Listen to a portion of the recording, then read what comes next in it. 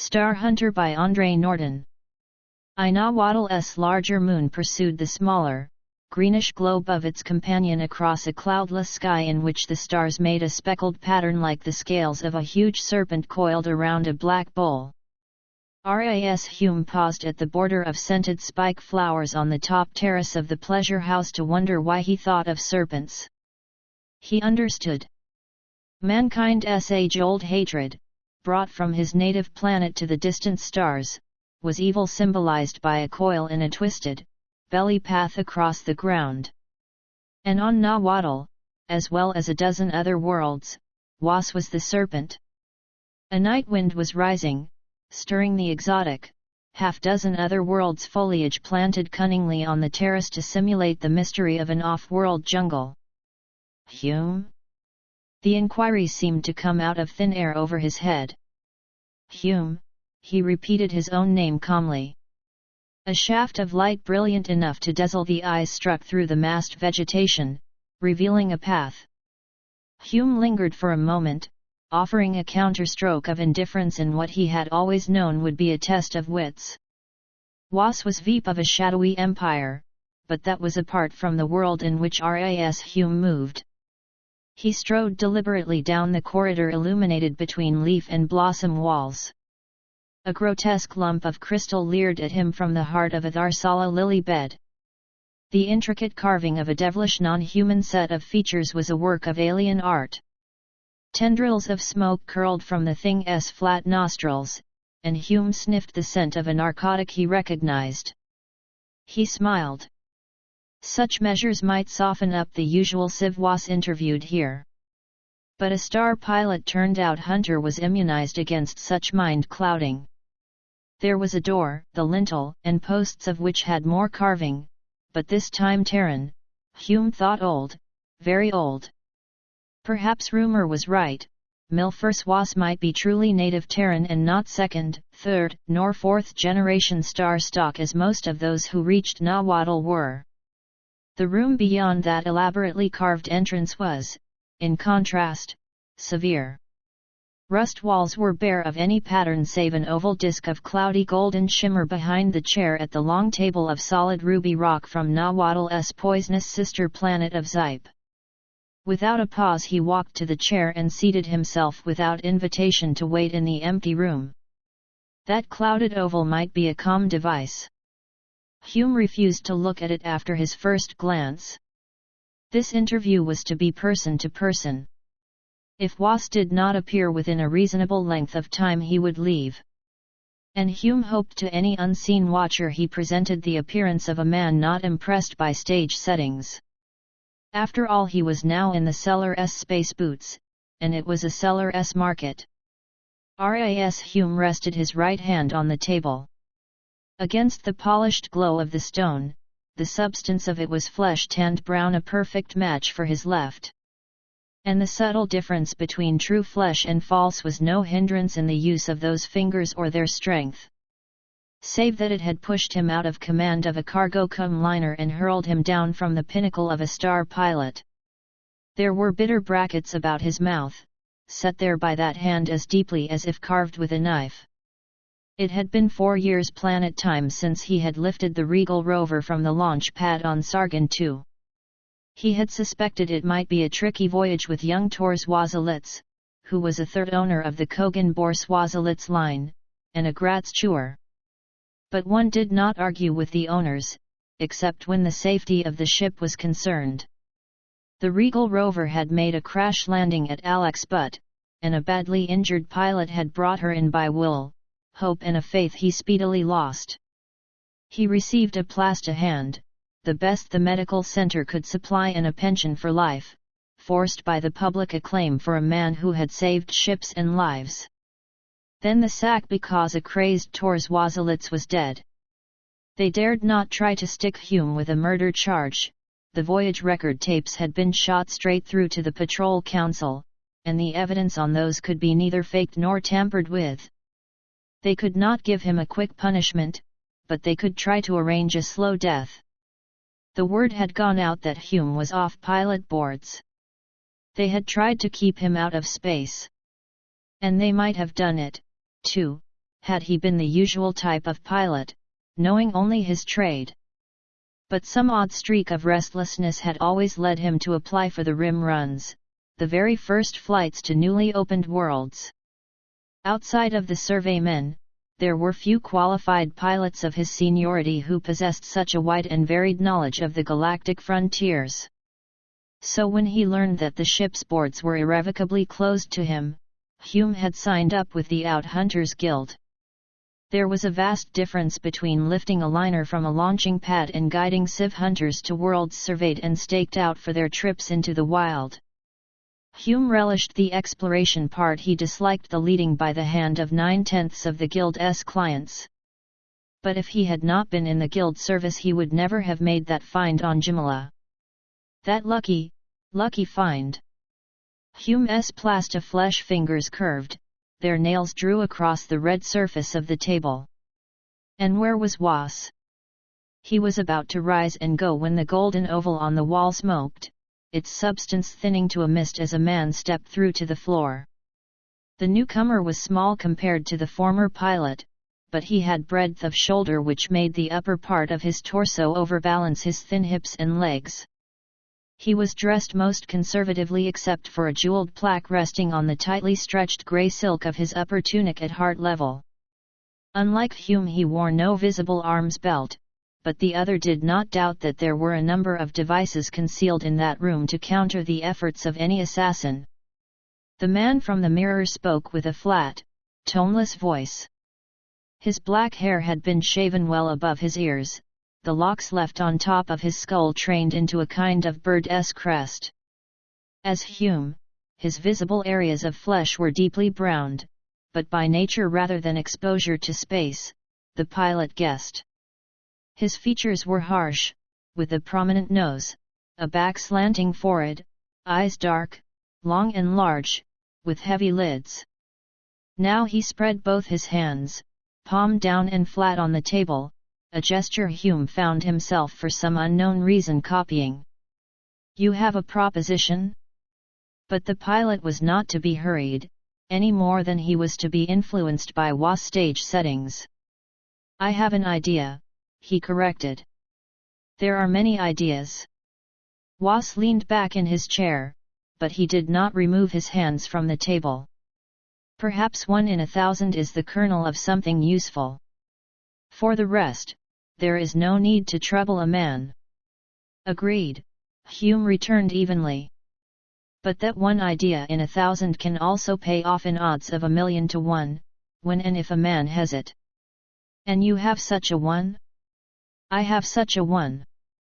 It was Hume's role now to impress the other by his unshakable confidence. He had studied all the possibilities. Was was the right man, perhaps the only partner he could find. But Was must not know that. "On Jumala?" Was returned. If that stare and statement was intended to rattle Hume, it was a wasted shot. To discover that he had just returned from that frontier planet required no ingenuity on the Veep's part. "Perhaps. Come, Outhunter Hume. We are both busy men, this is no time to play tricks with words and hints. Either you have made a find worth the attention of my organization or you have not. Let me be the judge." This was at the corner of no return. But Was had his own code. The Veep had established his tight control of his lawless organization by set rules, and one of them was, "Don't be greedy." Was was never greedy, which is why the patrol had never been able to pull him down, and those who dealt with him did not talk. If you had a good thing, and Was accepted temporary partnership, he kept his side of the bargain rigidly. You did the same or regretted your stupidity. A claimant to the Kogan estate that good enough for you? Was showed no surprise.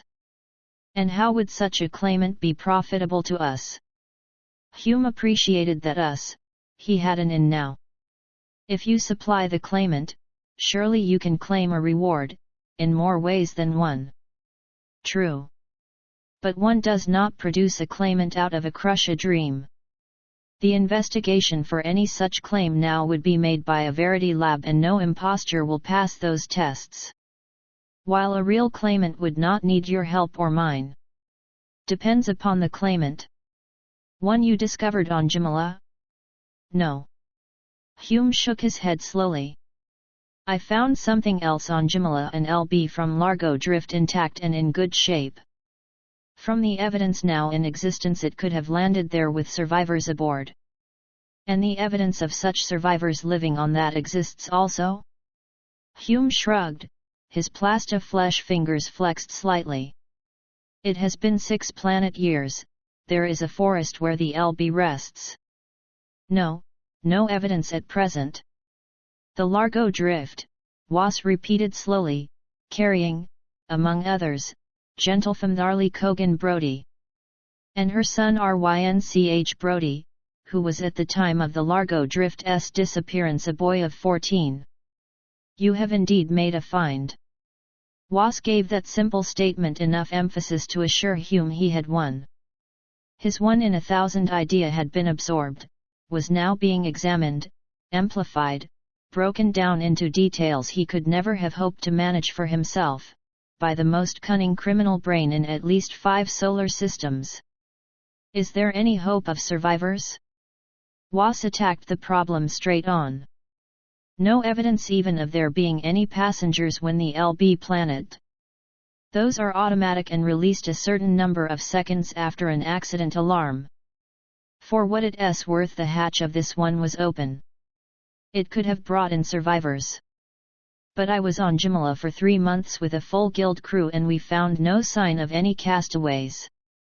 So you propose? On the basis of my report Jumala has been put up for a safari choice. The LB could well be innocently discovered by a client. Everyone knows the story with the case dragging through the 10-sector Terran courts now.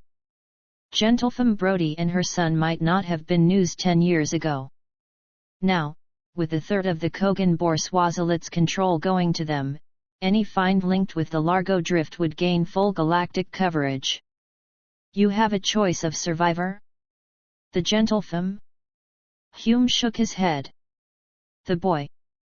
He was bright, according to the stories since, and he would have the survival manual from the ship to study. He could have grown up in the wilds of an unopened planet. To use a woman is too tricky. You are entirely right. But we shall require an extremely clever impostor. I think not. Hume's cool glance met Was. We only need a youth of the proper general physical description and the use of a conditioner. Was' expression did not change, there was no sign that Hume's hint had struck home. But when he replied there was a slight change in the monotone of his voice. You seem to know a great deal.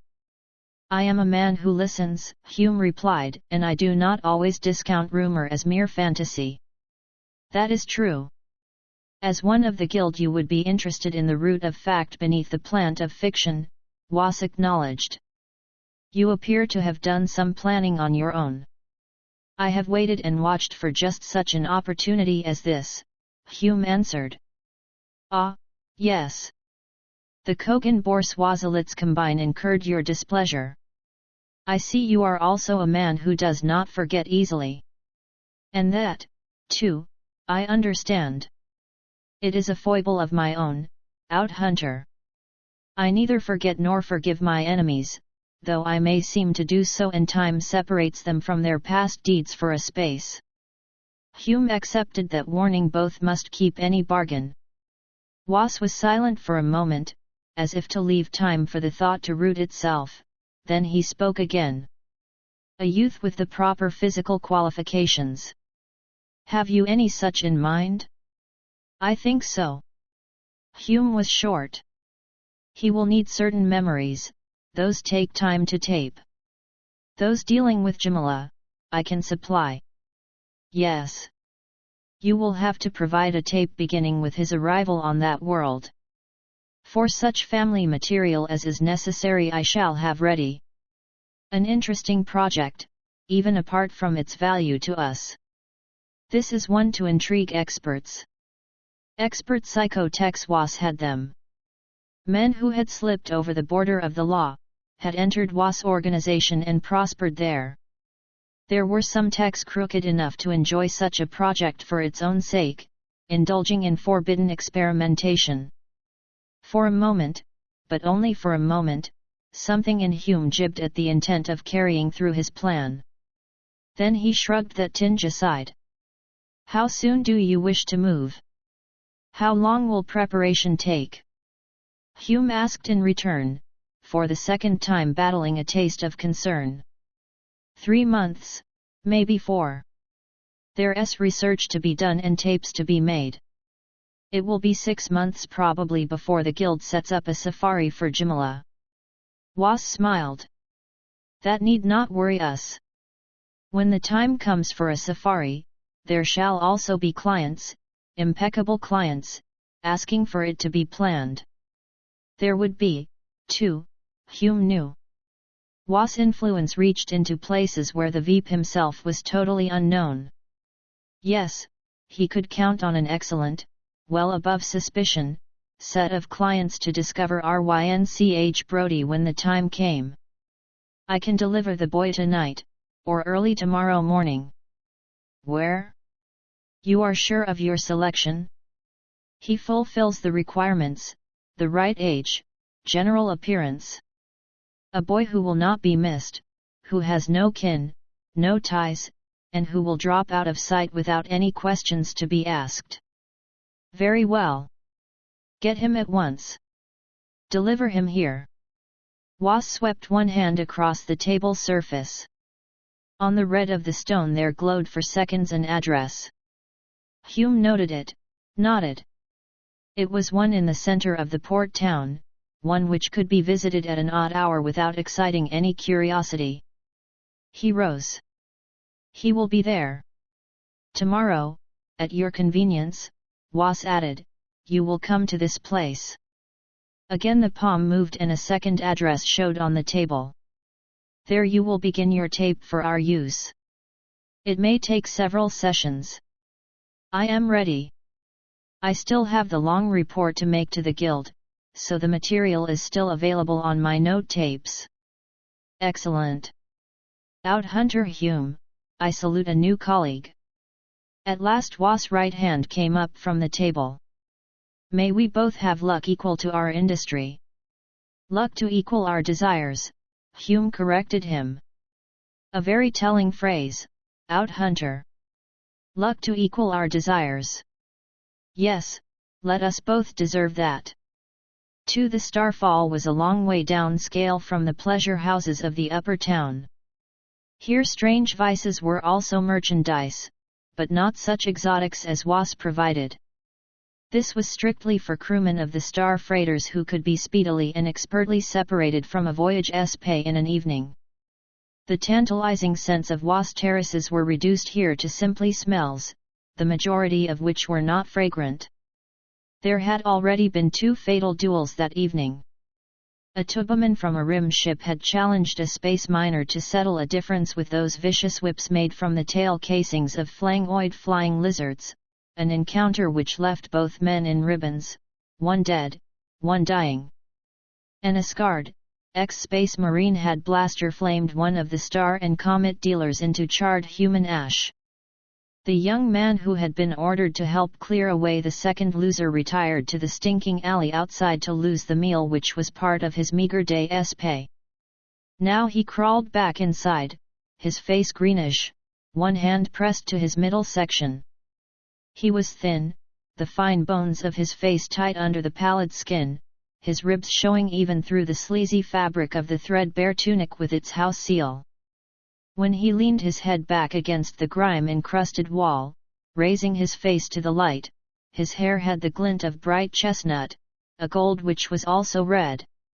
And for his swamper-s labor he was almost fastidiously clean. You Lancer! He shivered as if an icy wind had found him and opened his eyes. They seemed disproportionately large in his skin and bone face and were of an odd shade, neither green nor blue, but somewhere between. Get going, you. Auntie paying out good credits for you to sit there like you was buying on your own. The Salakian who loomed above him spoke accentless, idiomatic basic space which came strangely from between his yellow lips. A furred hand thrust the handle of a mop-up stick at the young man, a lone thumb jerked the direction in which to use that evil-smelling object. Vi Lancer levered himself up the wall, took the mop, setting his teeth grimly. Someone had spilled a mug of Cardo and the deep purple liquid was already patterning the cornstone floor past any hope of cleaning. But he set to work slapping the fringe of the noisome mop back and forth to sop up what he could. The smell of the Cardo uniting with the general effluvia of the room and its inhabitants heightened his queasiness. Working blindly in a half-stupor, he was not aware of the man sitting alone in the booth until his mop spattered the ankle of one of the drinking girls. She struck him sharply across the face with a sputtering curse in the tongue of Altar Ishtar. The blow sent him back against the open lattice of the booth. As he tried to steady himself, another hand reached up, fingers tightened about his wrist. He flinched, tried to jerk away from that hold, only to discover that he was the other's prisoner. And looking down at his captor in apprehension, he was aware even then of the different quality of this man. The patron wore the tunic of a crewman, lighter patches where the ship's badges should have been to show that he was not engaged. But, though his tunic was shabby, dirty, his magnetic boots scuffed and badly worn, he was not like the others now enjoying the pleasures of the starfall. This one he makes trouble? The vast bulk of the Vorm man who was the Starfall's private law moved through the crowd with serene confidence in his own strength, which no one there, unless blind, deaf, and out of the senses drunk, could dispute. His scaled, six-fingered, claw hand reached out for Lancer and the boy cringed. No trouble.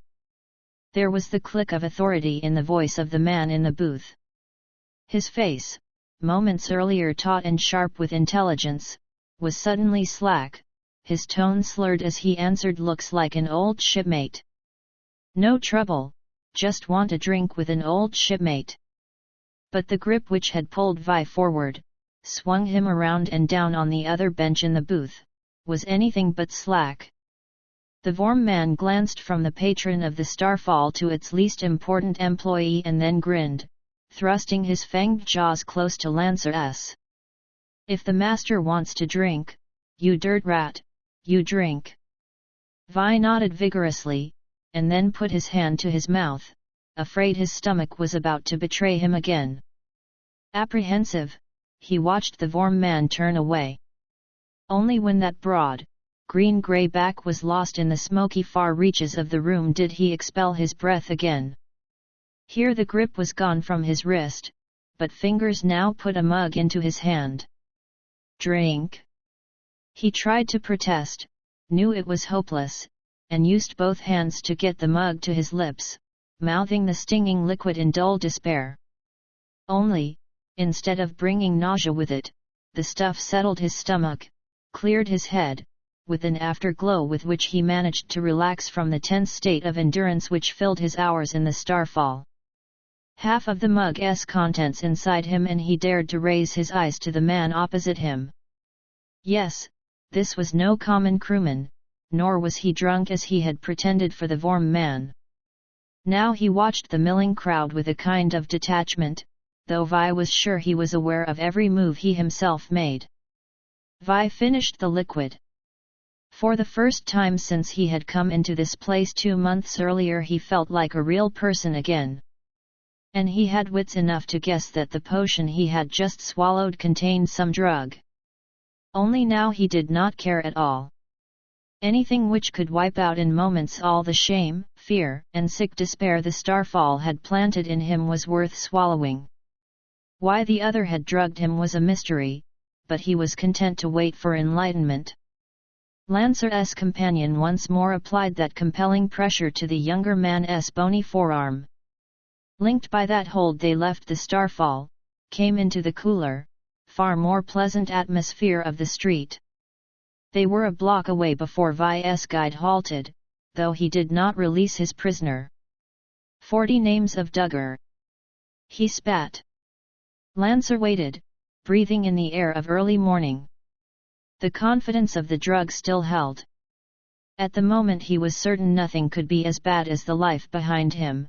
He was willing to face what this strange patron of the Starfall had in mind. The other slapped his hand down on an air car call button, stood waiting until one of the city flitters landed on beam before them. From the seat of the air car Vi noted they were heading into the respectability of the upper city, away from the stews ringing the launch port. He tried to guess their destination or purpose, not that either mattered much. Then the car descended on a landing stage.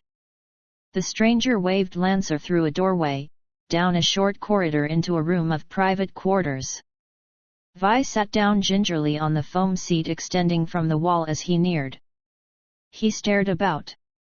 Dimly he could just remember rooms which had this degree of comfort, but so dimly now he could not be sure they did not exist only in his vivid imagination. For Vi's imagination had buoyed him first through the drab existence in a state child SCRCHE, then through a state-found job which he had lost because he could not adapt to the mechanical life of a computer tender, and had been an anchor in an escape when he had sunk through the depths of the port to the last refuge in the Starfall. Now he pressed both his hands into the soft stuff of the seat and gaped at a small 3D on the wall facing him, a miniature scene of life on some other planet wherein a creature enveloped in short black and white striped fur crept belly flat, to stalk long-legged, short-winged birds making blood-red splotches against yellow reed banks under a pale violet sky. He feasted on its color, on the sense of freedom and off-world wonders which it raised in him. "Who are you?" The stranger's abrupt question brought him back, not only to the room but to his own precarious position. He moistened his lips, no longer quite so aglow with confidence. "Vi Lancer." Then he added his other identification, SCC 425061. "State child, eh?" The other had pushed a button for a refresher cup, then was sipping its contents slowly. He did not ring for a second to offer Vi. "Parents?" Lancer shook his head. "I was brought in after the 5-hour fever epidemic. They didn't try to keep records, there were too many of us."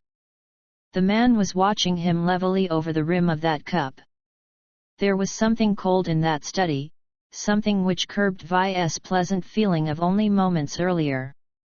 Now the other set down his drink, crossed the room. Cupping his hand under Lancer's chin, he brought up his head in a way which stirred a sullen resentment in the younger man, yet something told him resistance would only bring trouble. "I'd say Terran stock not more than second generation." He was talking to himself more than to Vi. He loosed his hold on the boy's chin, but he still stood there surveying him from head to foot.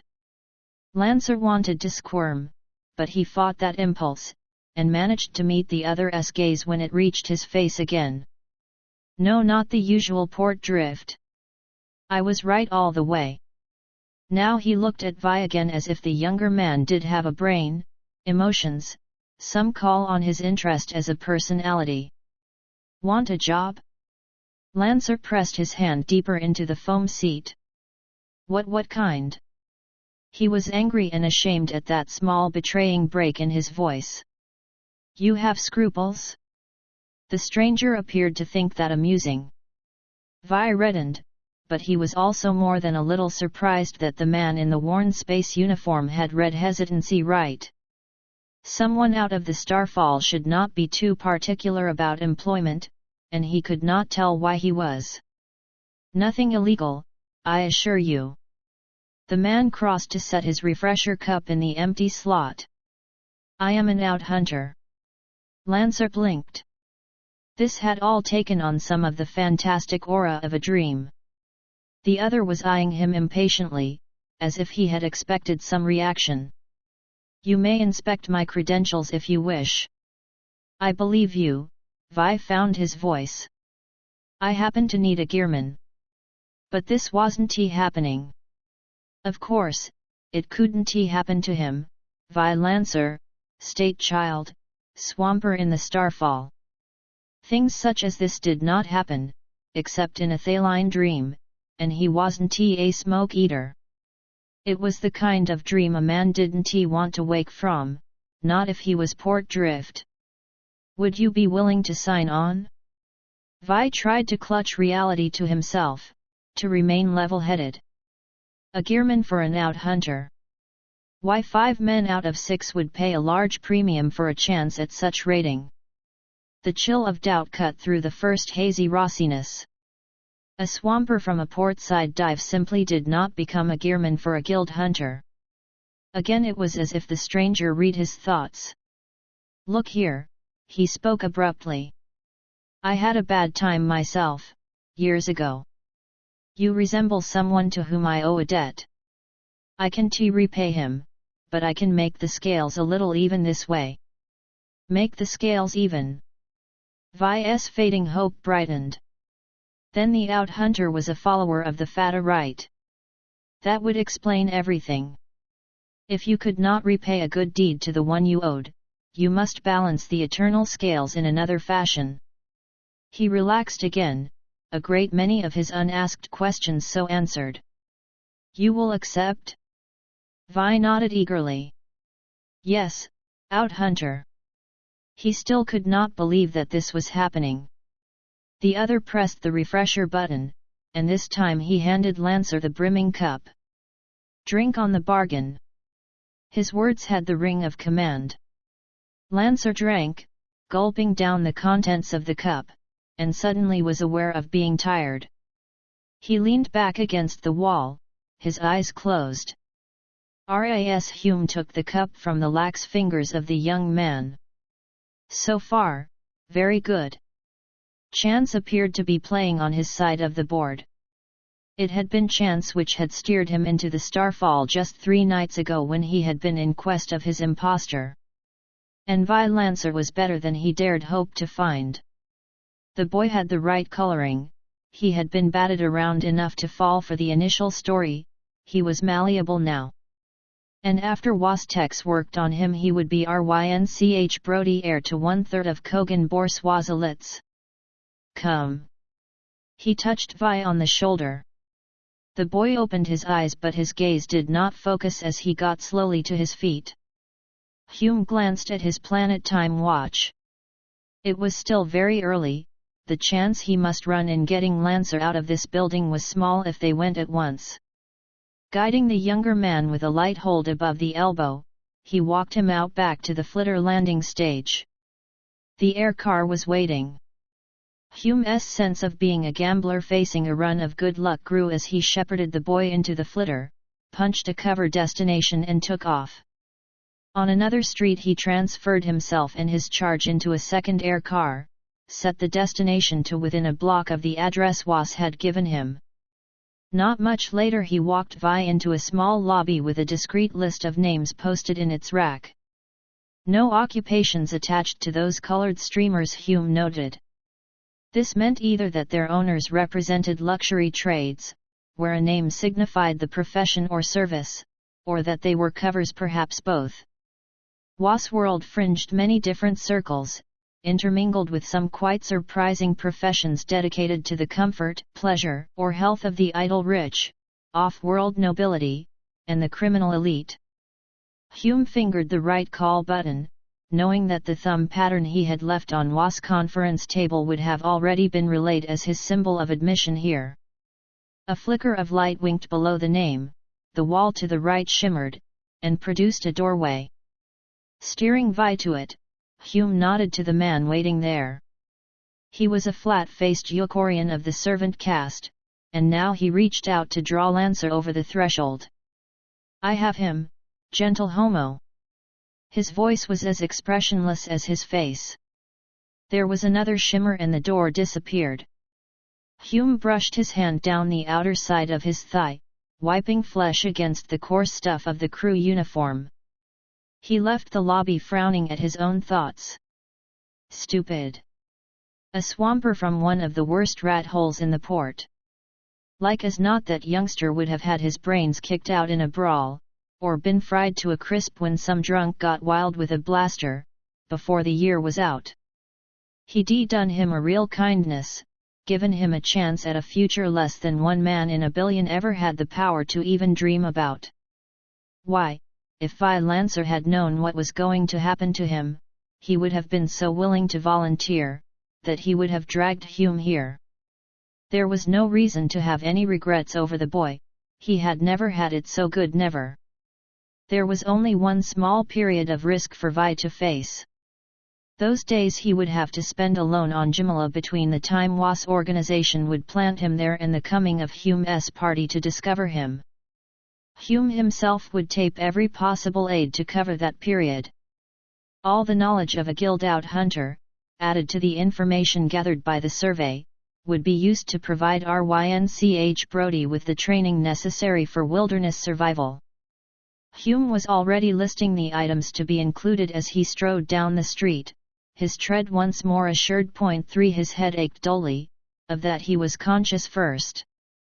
As he turned, without opening his eyes, he felt the brush of softness against his cheek, and a pungent odor fill his nostrils. He opened his eyes, stared up past a rim of broken rock toward the cloudless, blue-green sky. A relay clicked into proper place deep in his mind. Of course. He had been trying to lure a strong jaws out of its trap hole with hooked bait, then his foot had slipped.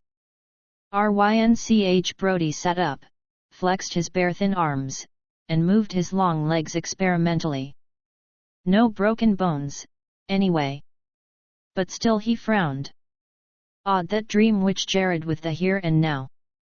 Crawling to the side of the creek, he dipped head and shoulders into the water, letting the chill of the stream flush away some of his waking bewilderment. He shook himself, making the drops fly from his uncovered torso and arms, and then discovered his hunting tackle. He stood for a moment fingering each piece of his scanty clothing, recalling every piece of labor or battle which had added pouch, belt, strip of fabric to his equipment. Yet there was still that odd sense of strangeness, as if none of this was really his. Rynch shook his head, wiped his wet face with his arm. It was all his, that was sure, every bit of it. He'd been lucky, the survival manual on the LB had furnished him with general directions, and this was a world which was not unfriendly, not if one was prepared for trouble. He climbed up and loosened the net, coiling its folds into one hand, taking the good spear in his other. A bush stirred ahead, against the pull of the light breeze.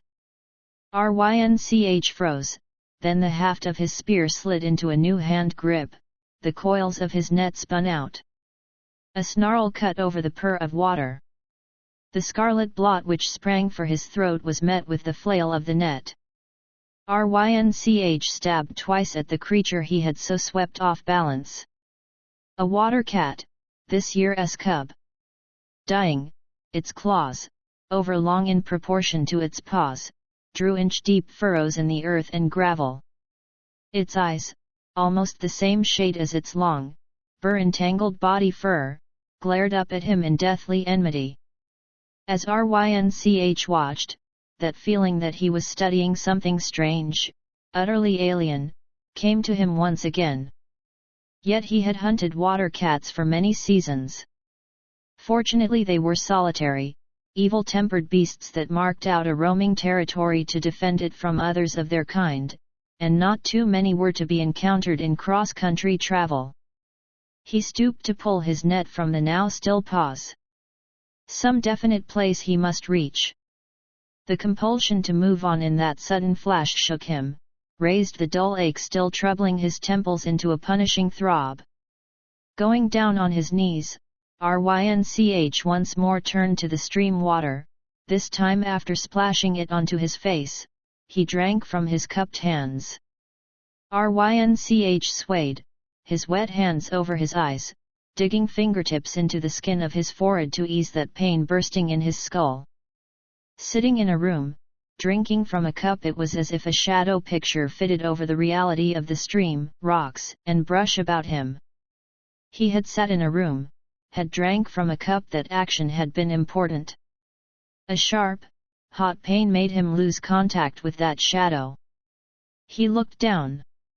From the gravel, from under rocks, gathered an army of blue-black, hard-shelled things, their clawed forelimbs extended, blue sense organs raised on fleshy stalks well above their heads, all turned towards the dead feline. Rynch slapped out vigorously, stumbled into the water, loosening the hold of two vicious scavengers on the torn skin of his ankle when he waded out knee-deep. Already that black tongue of small bodies licked across the red-haired side of the hunter.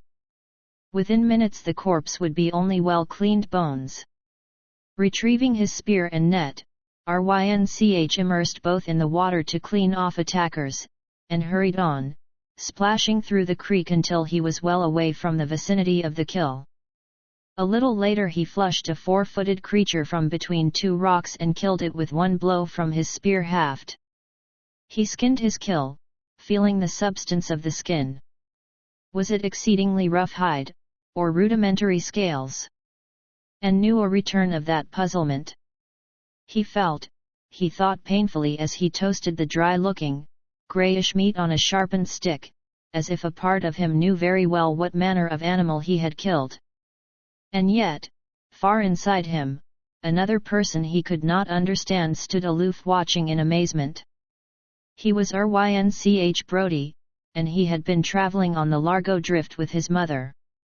Memory presented him automatically with a picture of a thin woman with a narrow, rather unhappy face, a twist of elaborately dressed hair in which jeweled lights sparkled. There had been something bad. Memory was no longer exact but chaotic. And his head ached as he tried to recall that time with greater clarity. Afterwards the LB and a man with him in it, Simmons Tate. An officer, badly hurt. He had died when the LB landed here. Rynch had a clear memory of himself piling rocks over Tate's twisted body. He had been alone then with only the survival manual and some of the LB supplies. The important thing was that he must never forget he was Rynch Brody. He licked grease from his fingers. The ache in his head made him drowsy. He curled up on a patch of sun-warmed sand and slept. Or did he? His eyes were open again.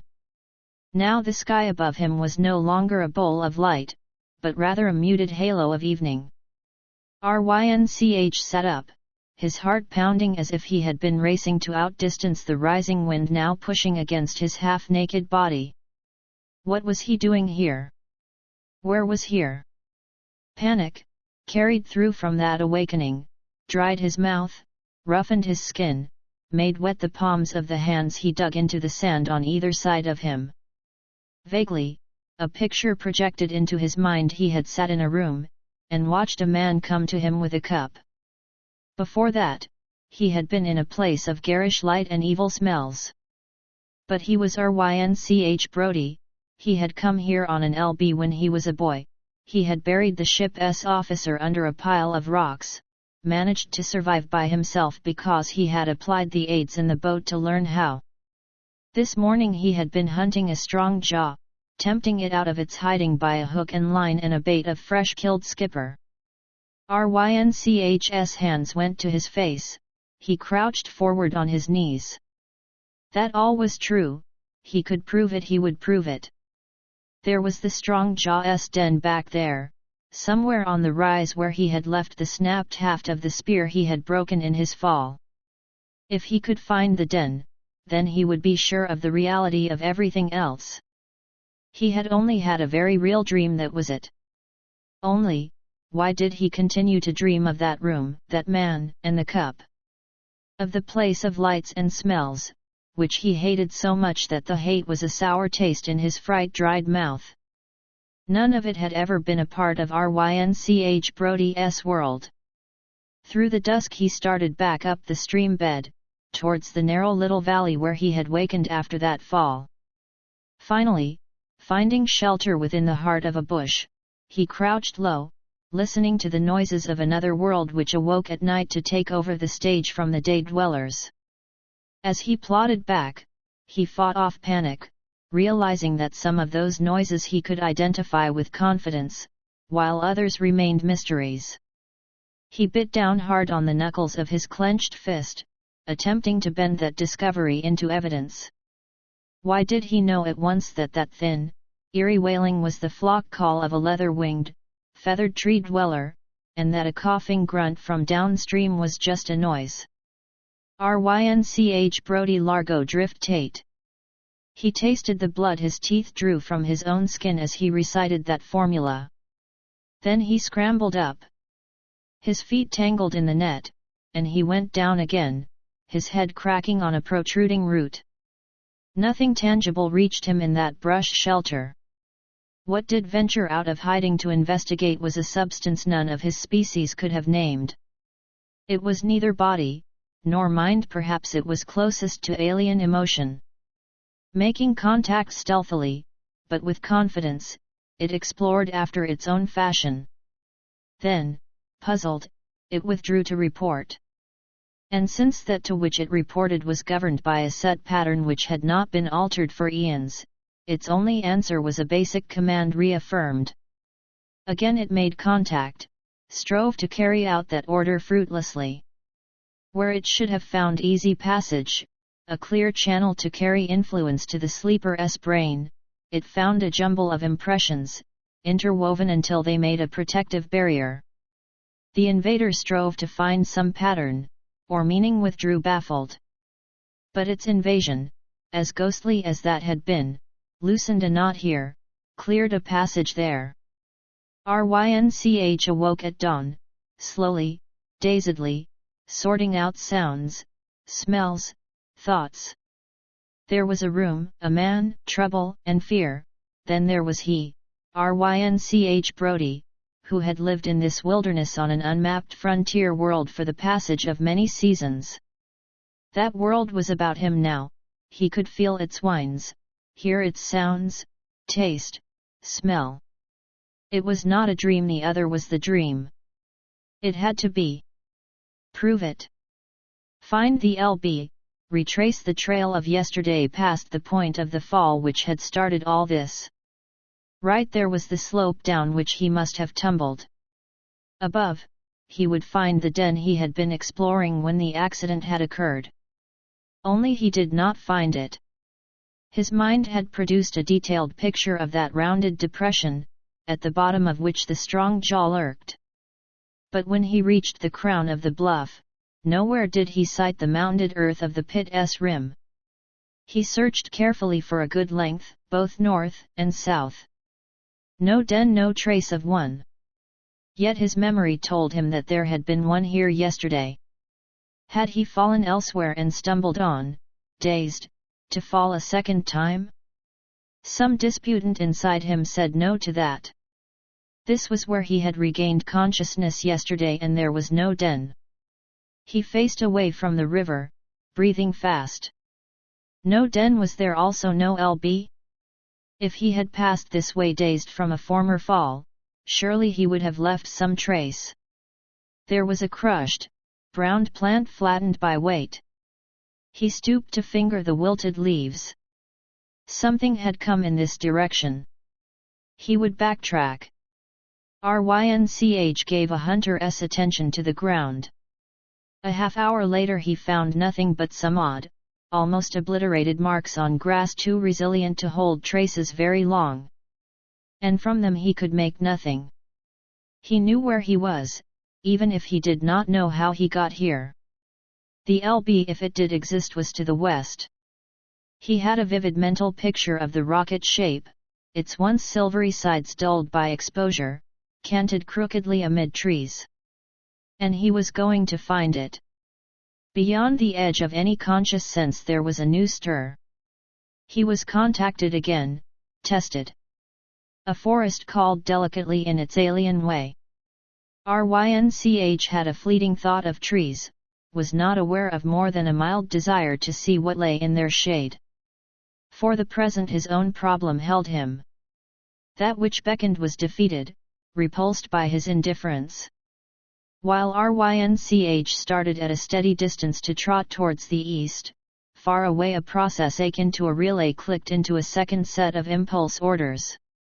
Well above the planet Hume spun a dial to bring in the image of the wide stretches of continents, the small patches of seas. They would set down on the western land mass. Its climate, geographical features, and surface provided the best site. And he had the very important coordinates for their camp already taped in the directo. That's Jumala. He did not glance around to see what effect that screen view had on the other 4 men in the control cabin of the safari ship. Just now he was striving to master his impatience. The slightest hint could give birth to a suspicion which would blast their whole scheme. Was might have had a hand in the selection of the 3 clients, but they would certainly be far from briefed on the truth of any discovery made on Jumala. They had to be for the safety of the whole enterprise. The 4th man, serving as his gearman for this trip, was Was' own insurance against any wrong move on Hume's part. And the out-hunter respected him as being man enough to be wary of giving any suspicion of going counter to the agreed plan. Dawn was touching up the main points of the western continent, and he must set this spacer down within a day's journey of the abandoned LB. Exploration in that direction would be the first logical move for his party. They could not be openly steered to the find, but there were ways of directing a hunt which would do as well. 2 days ago, according to schedule, their castaway had been deposited here with a subconscious command to remain in the general area. There had been a slight element of risk in leaving him alone, armed only with the crude weapons he could manipulate, but that was part of the gamble. They were downright on the mark. Hume saw to the unpacking and activating of those machines and appliances which would protect and serve his civ clients.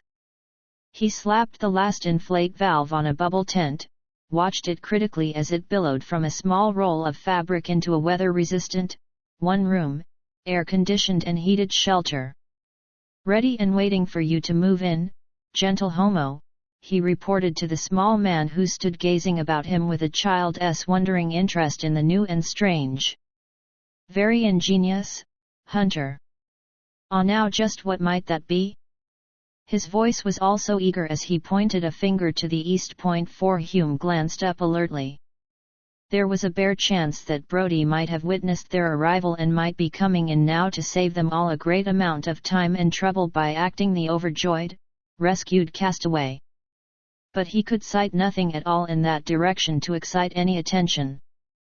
The distant mountains provided a stark, dark blue background.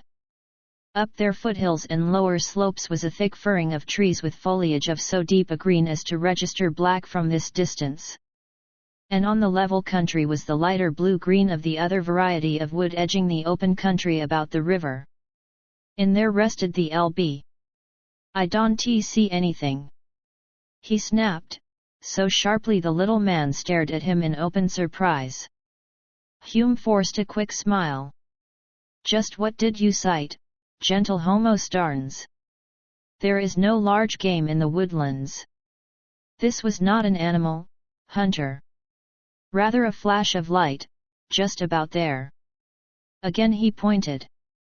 Sun, Hume thought, could have been reflected from some portion of the LB. He had believed that small spacers so covered with vines and ringed in by trees that it could not have been so sighted.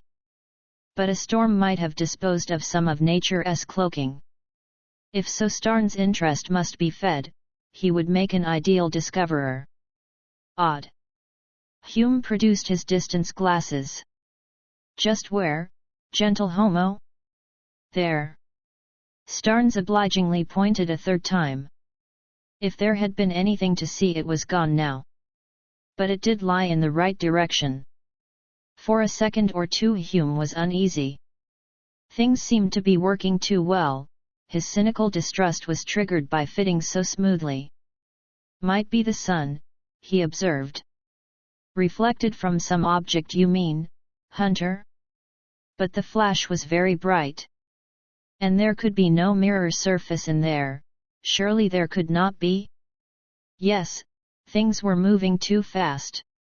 Hume might be overly cautious, but he was determined that no hint of any pre-knowledge of the LB must ever come to these civs. When they would find the Largo Drift's lifeboat and locate Brody, there would be a legal snarl. The castaway's identity would be challenged by a half-dozen distant and unloving relatives, and there would be an intense inquiry. These civs must be the impartial witnesses.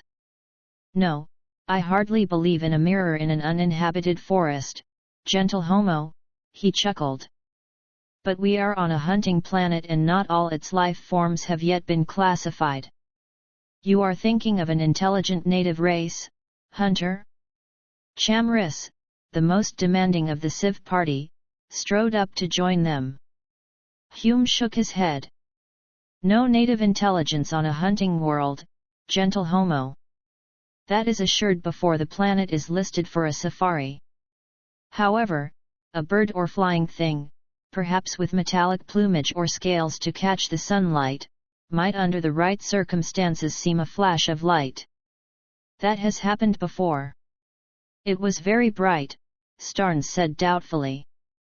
We might look over there later. Nonsense. Chamris spoke briskly as one used to overriding the conflicting wishes in any company. I came here for a water cat, and a water cat I am going to have. You don't find those in wooded areas. There will be a schedule, Hume announced. Each of you has signed up, according to contract, for a different trophy. You for a water cat, gentle homo. And you, gentle homo Starnes, want to make trides of the pit dragons. While gentle homo Yactasi wishes to try electo fishing in the deep holes. To alternate days is the fair way. And, who knows, each of you may discover your own choice near the other man's stakeout. You are quite right, Hunter, Starnes nodded. And since my two colleagues have chosen to try for a water creature, perhaps we should start along the river. It was 2 days, then, before they could work their way into the woods. One part of Hume protested, the more cautious section of his mind was appeased. He saw, beyond the 3 clients now turning over and sorting space bags, Wasman glanced at the woods and then back to Starnes. And, being acutely aware of all undercurrents here, Hume wondered what the small civ had actually seen. The camp was complete, a cluster of 7 bubble tents not too far from the ship. At least this crowd did not appear to consider that the hunter was there to do all the serious moving and storing of supplies.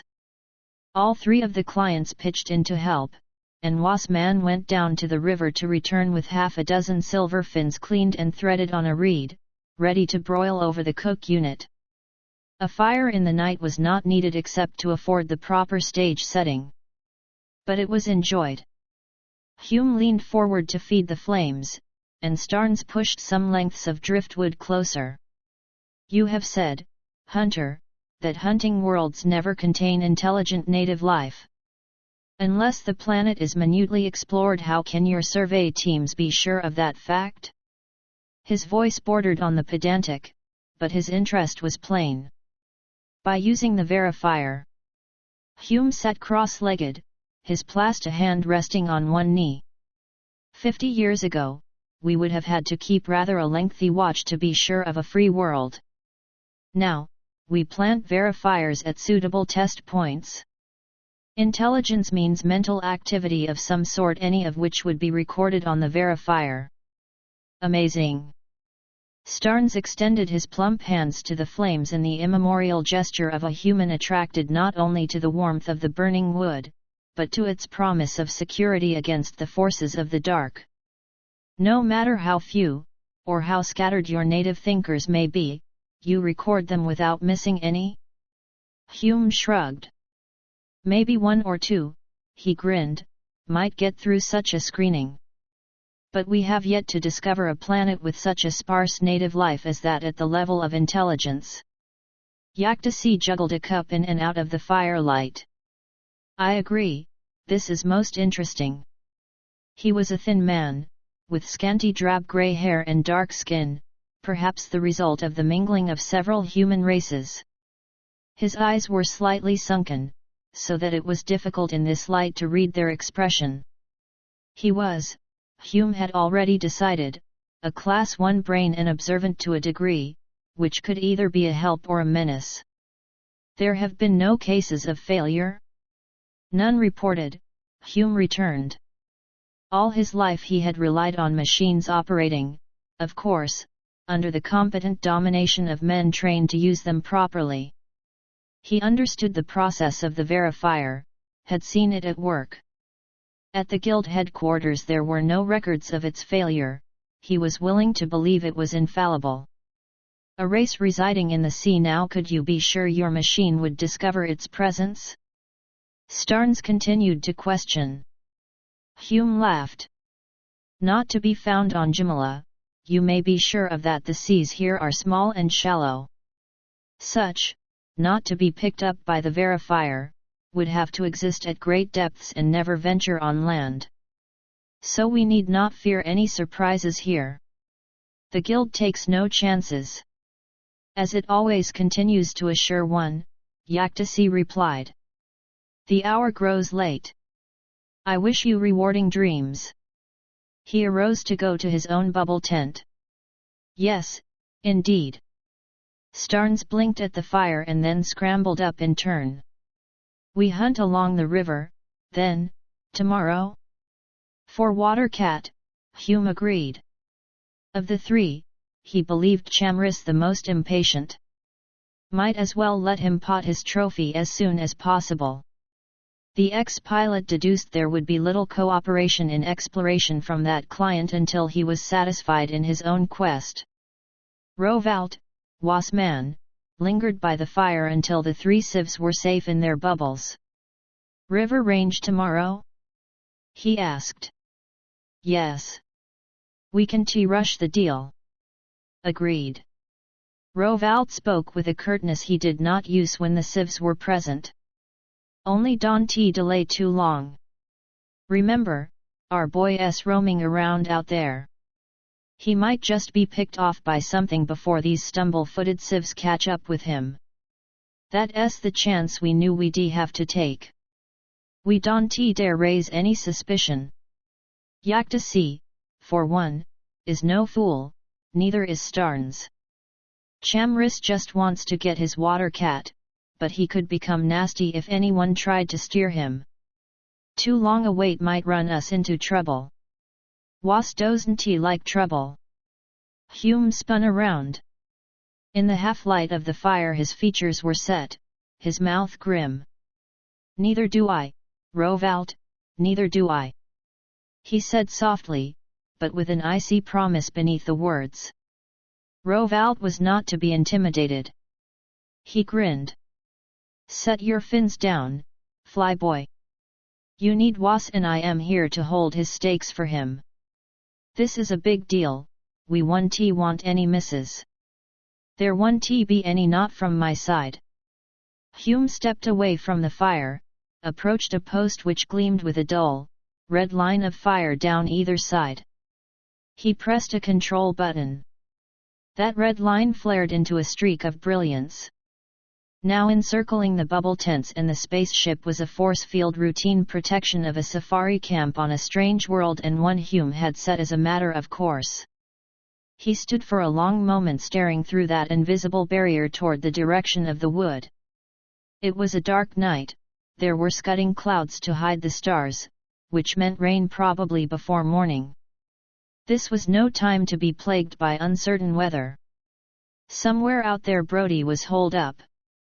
He hoped the boy had long ago reached the camp so carefully erected and left for his occupancy. The LB, that stone-covered grave showing signs of several years' occupancy, was all assembled and constructed to the last small detail. Far less might have deceived the civs in this safari. But as soon as the story of their find leaked, there would be others on the scene, men trained to assess the signs of a castaway's fight for survival. His own guild training and the ability of Was renegade techs should bring them through that test. What had Starnes seen? The glint of sun on the tail of the LB, tilted now to the sky? Hume walked slowly back to the fire, when he saw Rovault going up the ramp into the spacer. He smiled. Did Was think he was stupid enough not to guess that the VIP's man would be in calm touch with his employer? Rovald was about to report along some channel of the shadow world that they had landed and that the play was about to begin. Hume wondered idly how far and through how many relays that message would pass before it reached its destination. He stretched and yawned, moving to his sleeping pad. Tomorrow they must find Chamriss a water cat. Hume shoved Brody into the back of his mind to center his thoughts on the various ways of delivering, to the waiting sportsman, a fair-sized alien feline. The lights in the bubbles went out one by one. Within the circle barrier of the force field men slept. And by midnight the rain began to fall, streaming down the sides of the bubbles, soaking the ashes of the fire. Out of the dark crept that which was not thought, not substance, but alien to the off-world men. But the barrier, meant to deter multi-footed creatures with wings or no visible limbs at all, proved to be a better protection than its creators had hoped. There was no penetration, only a baffled butting of one force against another. And then the probe withdrew as undetected as it had come. Only, the thing which had no intelligence, as humankind rated intelligence, did possess the ability to fathom the nature of that artificial barrier. The force field was examined, its nature digested. First approach had failed. The second was now ready as it had not been months before, when the first coming of these creatures had alerted the very ancient watchdog on Jumala. Deep in the darker woods on the mountain sides there was a stirring. Things whimpered in their sleep, protested subconsciously commands they could never understand, only obey. With the coming of dawn there would be a marshalling of hosts, a new assault not on the camp, but on any leaving its protection. And also on the boy now sleeping in a shallow cave formed by the swept roots of a tree which had crashed when the LB landed. Again, fortune favored Hume. With the dawn the rain was over. There was a cloudy sky overhead, but he believed the day would clear. The royally, rushing water of the river would aid Chamriss' quest. Water cats holed up in the banks, but rising water often forced them out of such dens. A course parallel to the stream bed could well show them the tracks of one of the felines. They started off in a group, Hume leading, with Chamriss treading briskly behind him, Rovald bringing up the rear in the approved trail technique. Chamriss carried a needler, Starnes was unarmed except for a small protection stunner, his tri-D box slung on his chest by well-worn carrying straps. Yaktasi shouldered an electric pole, wore its control belt buckled about his middle, though Hume had warned him that the storm would prevent any deep hole fishing. Only a short distance from the campsite they came upon the unmistakable marks of a water cat's broad paws, pressed in so heavy and distinct a pattern that Hume knew the animal could not be far ahead. The indentations were deep, and he measured the distance between them with the length of his hand. "Big one!" Chamriss exclaimed in satisfaction. "Going away from the river, too." That point puzzled Hume slightly. The red-coated felines might be washed out of their burrows, but they did not willingly head so sharply away from the water. He squatted on his heels and surveyed the stretch of countryside between them and the distant wood with care. The grass was this season's, still growing, not tall enough to afford cover for an animal with paws as large as these prints. There were 2 clumps of brush. It could have holed up in either, waiting to attack any trailer, but why? It had not been wounded, nor frightened by their party, there was no reason for it to set an ambush on its back trail. Starnes and Yaktasi dropped back, though Starnes was fussing with his tri-D. Rovald caught up. He had drawn his ray tube in answer to Hume's hand wave. Any action foreign to the regular habits of an animal was to be mistrusted. Getting to his feet, Hume paced along the line of marks. They were fresh, hot fresh. And they still led in a straight line for the woods. With another wave of his hand he stopped Chamriss. The sieve was trained in spite of his eagerness and obeyed.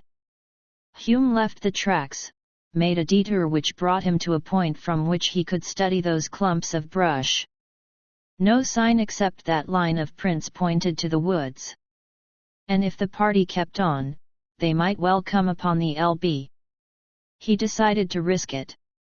But when they were less than a couple of yards from the tree fringe, his hand shot up to direct Chamris to fire towards the quivering bush. Only, that formless half-seen thing, hardly to be distinguished in color from the vegetation, was no water cat. There was a thin, ragged cry. Then the creature plunged backward, was gone. What in the name of 9 gods was that? Chamris demanded. I don't know. Hume went forward, jerked the needler dart from a tree trunk. But don't shoot again, not unless you are sure of what you are aiming at. The moisture from the night's rain hung on the tree leaves, clung in globules to Rynch's sweating body. He lay on a wide branch trying to control the heavy panting which supplied his laboring lungs. And he could still hear the echoes of the startled cries which had come from the men who had threaded through the woods to the up-pointed tail fins of the LB. Now he tried to reason why he had run. They were his own kind, they would take him out of the loneliness of a world heretofore empty of his species. But that tall man, the one who had led the party into the irregular clearing about the lifeboat, Rynch shivered, dug his nails into the wood on which he lay. At the sight of that man, dream and reality had crashed together, sending him into panic-stricken flight. That was the man from the room, the man with the cup. As his heart quieted, he began to think more coherently. First, he had not been able to find the strong jaw's den. Then the marks on the ground at the point from which he had fallen and the LB were here, just as he remembered. But not far from the small ship he had discovered something more, a campsite with a shelter fashioned out of spalls and vines, containing possessions a castaway might have accumulated. That man would come, Rynch was sure of that, but he was too spent to struggle on. No, the answer to every part of the puzzle lay with that man. To go back to the ship clearing was to risk capture, but he had to know. Rynch looked with more attention at his present surroundings. Deep mold under the trees here would hold tracks, there might just be another way to move. He eyed the spread of limbs on a neighbor tree. His journey through those heights was awkward, and he sweated and cringed when he disturbed vocal treetop dwellers. He was also to discover that close to the site of the LB crash others waited. He huddled against the bole of a tree when he made out the curve of a round bulk holding tight to the tree trunk aloft. Though it was bald in upon itself, he was sure the creature was fully as large as he, and the menacing claws suggested it was a formidable opponent. When it made no move to follow him, Rynch began to hope it had only been defending its own hiding place, for its present attitude suggested concealment. Still facing that featureless blob in the tree, the man retreated, alert for the first sign of advance on the part of the creature above. None came, and he dared to slip around the bole of the tree under which he stood, listening intently for any corresponding movement overhead. Now he was facing that survivor's camp. Another object crouched in the dark of the lean-to shelter, just as its fellow was on sentry duty in the tree. Only this one did not have the self-color of the foliage to disguise it. Four-limbed, its long forearms curved about its bent knees, its general outline almost that of a human if a human went clothed in a thick fuzz. The head hunched right against the shoulders as if the neck were very short, or totally lacking, was pear-shaped, with the longer end to the back, and the sense organs of eyes and nose squeezed together on the lower quarter of the rounded portion, with a line of wide mouth to split the blunt round of the muzzle. Dark pits for eyes showed no pupil, iris, or cornea. The nose was a black, perfectly rounded tube jutting an inch or so beyond the cheek surface. Grotesque, alien, and terrifying, it made no hostile move. And, since it had not turned its head, he could not be sure it had even sighted him. But it knew he was there, he was certain of that. And was waiting for what? As the long seconds crawled by, Rynch began to believe that it was not waiting for him. Heartened, he pulled at the vine loop, climbed back into the tree.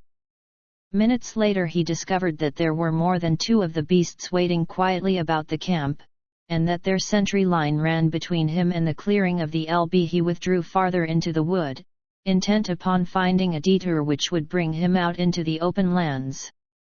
Now he wanted to join forces with his own kind, whether those men were potential enemies or not. As time passed, the beasts closed about the clearing of the camp. Afternoon was fading into evening when he reached a point several miles downstream near the river. Since he had come into the open he had not sighted any of the watchers.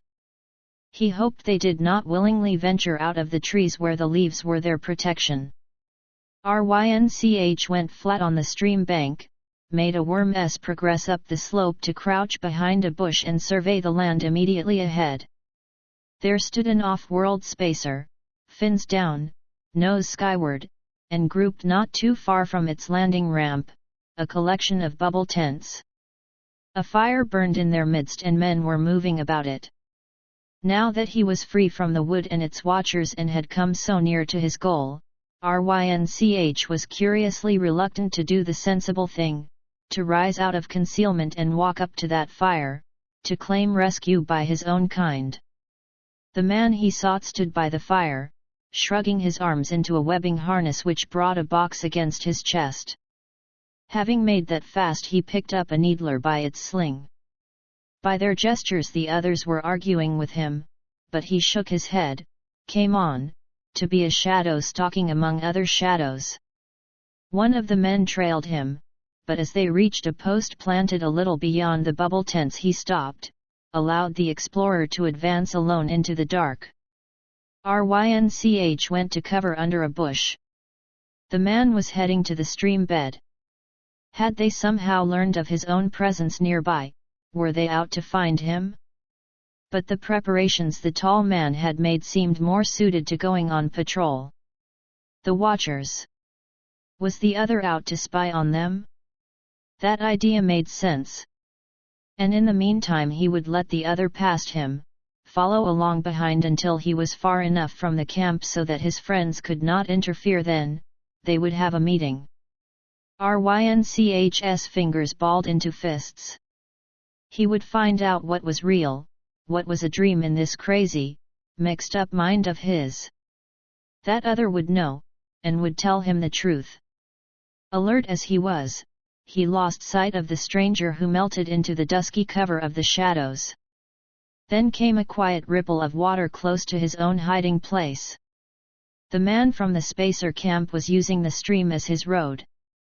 In spite of his caution, Rynch was close to betrayal as he edged around a clump of vegetation growing half in, half out of the stream.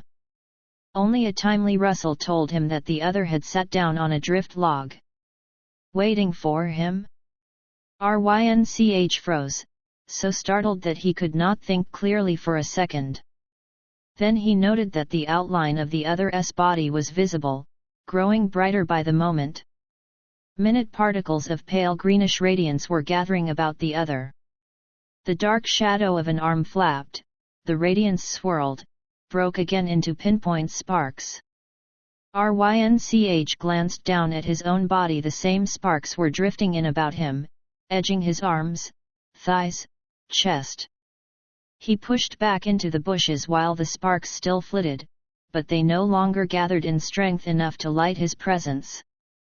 Now he could see they drifted about the vegetation, about the log where the man sat, about rocks and reeds. Only they were thicker about the stranger, as if his body were a magnet. He continued to keep them whirling by means of waving hand and arm, but there was enough light to show Rynch the fingers of his other hand, busy on the front panel of the box he wore. That fingering stopped, then Rynch's head came up as he heard a very faint sound. Not a beast's cry, or was it? Again those fingers moved on the panel. Was the other sending a message by that means? Rynch watched him check the webbing, count the equipment at his belt, settle the needler in the crook of his arm. Then the stranger left the stream, headed towards the woods. Rynch jumped to his feet, a cry of warning shaping, but not to be uttered. He padded after the other. There was plenty of time to stop the man before he reached the danger which might lurk under the trees. However, the other was as wary of that dark as if he suspected what might lie in wait there.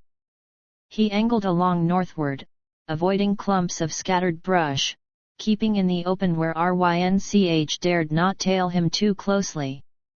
Their course, parallel to the woods, brought them at last to a second stream, the size of a river, into which the first creek emptied. Here the other settled down between two rocks with every indication of remaining there for a period. Thankfully Rynch found his own lurking place from which he could keep the other in sight.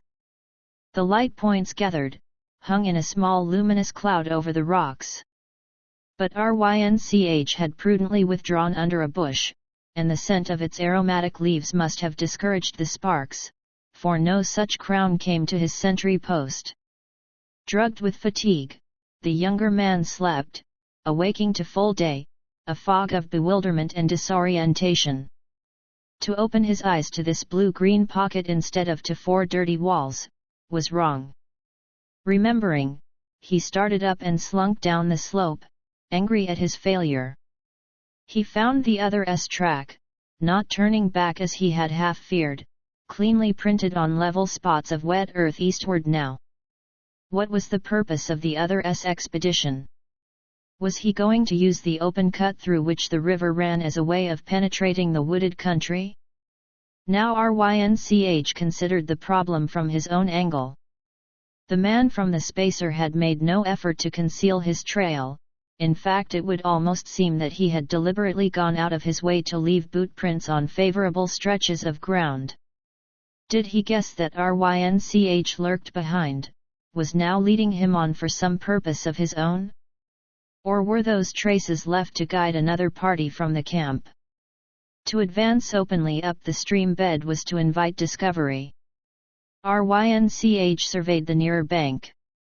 Clumps of small trees and high-growing bushes dotted that expanse, an ideal cover.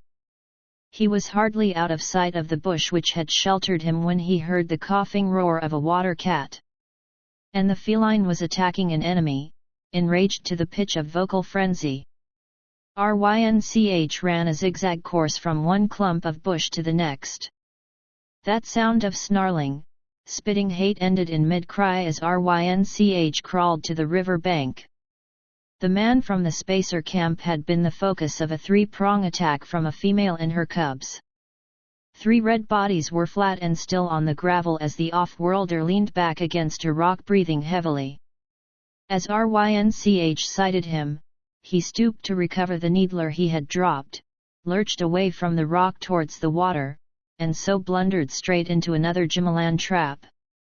His unsteady foot advancing for another step came down on a slippery surface, and he fell forward as his legs were engulfed in the trap burrow of a strong jaws. With a startled cry the man dropped the needler again, clawed at the ground about him. Already he was buried to his knees, then his mid-thighs, in the artificial quicksand. But he had not lost his head and was jerking from side to side in an effort to pull free. Rynch got to his feet, walked with slow deliberation down to the river's brink. The trapped prisoner had shied halfway around, stretching out his arms to find a firmer grip on some rock large and heavy enough to anchor him. After his first startled cry he had made no sound, but now, as he sighted Rynch, his eyes widened and his lips parted. The box on his chest caught on a stone he had dragged to him in a desperate try for support. There was a spitting of sparks and the stranger worked frantically at the buckle of the webbing harness to loosen it and toss the whole thing from him. The box struck one of the dead water cats, flashed as fur and flesh were singed. Rynch watched dispassionately before he caught the needler, jerking it away from the prisoner. The man eyed him steadily, and his expression did not alter even when Rynch swung the off-world weapon to center its sights on the late owner. "Suppose," Rynch's voice was rusty sounding in his own ears, "we talk now." The man nodded. "As you wish, Brody." "6 Brody?" Rynch squatted on his heels. Those grey eyes, so light in the other's deeply tanned face, narrowed the smallest fraction, Rynch noted with an inner surge of triumph. "Were you looking for me?" he added. "Yes." "Why?" "We found an LB. We wondered if there were survivors." Slowly Rynch shook his head. "No, you knew I was here." "Because you brought me." He fashioned his suspicions into one quick thrust. This time there was not the slightest hint of self-betrayal from the other. "You see," Rynch leaned forward, but still well out of reach from the captive, "I remember." Now there was a faint flicker of answer in the man's eyes. He asked quietly, "What do you remember, Brody?" "Enough to know that I am not Brody. That I did not get here on the LB, did not build that camp." He ran one hand over the stock of the needler. Whatever motive lay behind this weird game into which he had been unwillingly introduced, he was now sure that it was serious enough to be dangerous. "You have no cup this time. So you do remember." The other accepted that calmly. "All right. That need not necessarily spoil our plans. You have nothing to return to on Nahuatl unless you liked the starfall." His voice was icy with contempt. "To play our roles will be for your advantage, too." He paused, his gaze centering on Rynch with the intensity of one willing the desired answer out of his inferior. "Nahuatl." Rynch caught at that. He had been on or in Nahuatl, a planet. A city? If he could make this man believe he remembered everything clearly, more than just the scattered patches that he did. "You had me planted here, then came back to hunt me. Why? What makes Rynch Brody so important?" "Close to 1 billion credits."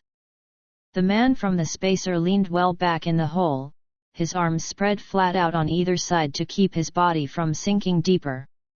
"1 billion credits," he repeated softly. Rynch laughed. "You'll have to think of a better one than that, flyboy. The stakes would have to be high, wouldn't they, for us to go to all this staging?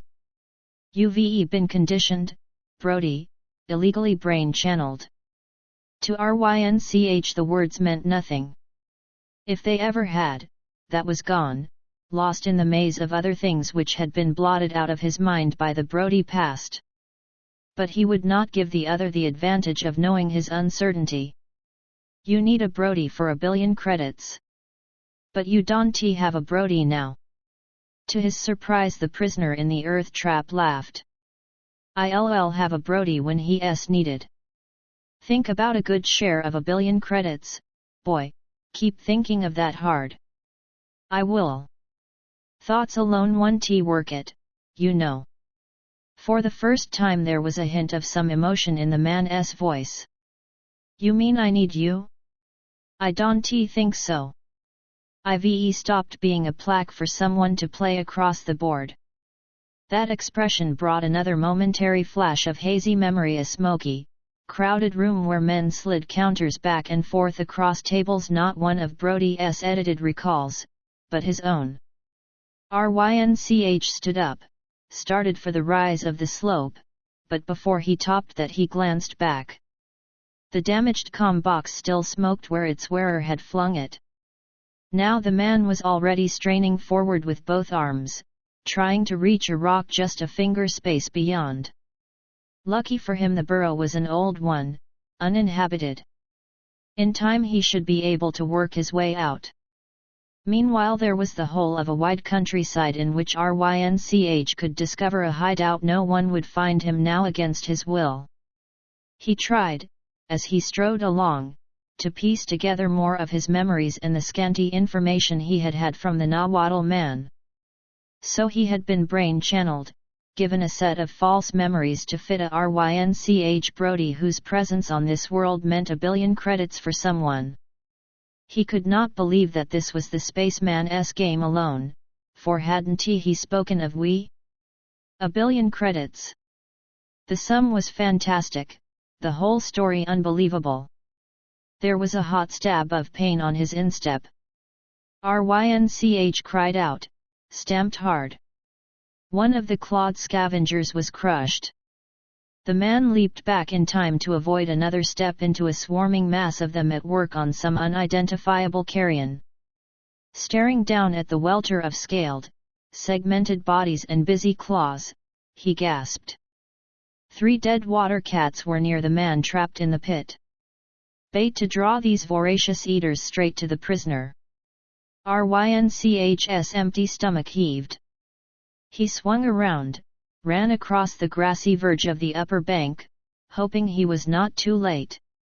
As he half fell, half slid down to the water, he saw that the man had managed to hook the webbing of the smoldering box to him, was casting it out and dragging it back patiently, aiming at the nearest rock of size, fruitlessly attempting to hitch its straps over the round of stone. Rynch dashed on, caught at that loop of webbing, and dug his heels into the loose gravel as he began a steady pull. With his aid the other crawled out, lay panting. Rynch grabbed the man's shoulder, jerked him away from the body of the female water cat. He was sure he had seen a telltale scurrying around the smaller of the dead cubs. The man straightened, glanced toward Rynch who was backing off, the needler up and ready between them. My turn to ask why? Then his gaze followed Rynch's. The smallest cub twitched from side to side. Not with any faint trace of life, but under the attack of the scavengers. More scuttled towards the second cub. Thanks. The stranger was on his feet. My name is Ras Hume. I don't think I told you that when we last met. This doesn't make any difference. I am not your man, not Brody. Hume shrugged. You think about it, Brody, think about it with care. Come back to camp with me and no. Rynch interrupted. You go your way, I go mine from here on. Again the other laughed. Not so simple as all that, boy. We've started something which can't just be turned off as easily as you snap down a switch. He took a step or two in Rynch's direction. The younger man brought up the needler. Stay right where you are. Your game, Hume? All right, you play it but not with me. And what are you going to do, take to the woods? What I do is my business, Hume. No, my business, too, very much so. I am giving you a warning, boy, in return for your help here. He nodded at the pit. There's something in that woods, something which didn't show up when the guild had their survey exploration here. The Watchers. Rynch retreated step by step, keeping the needler ready.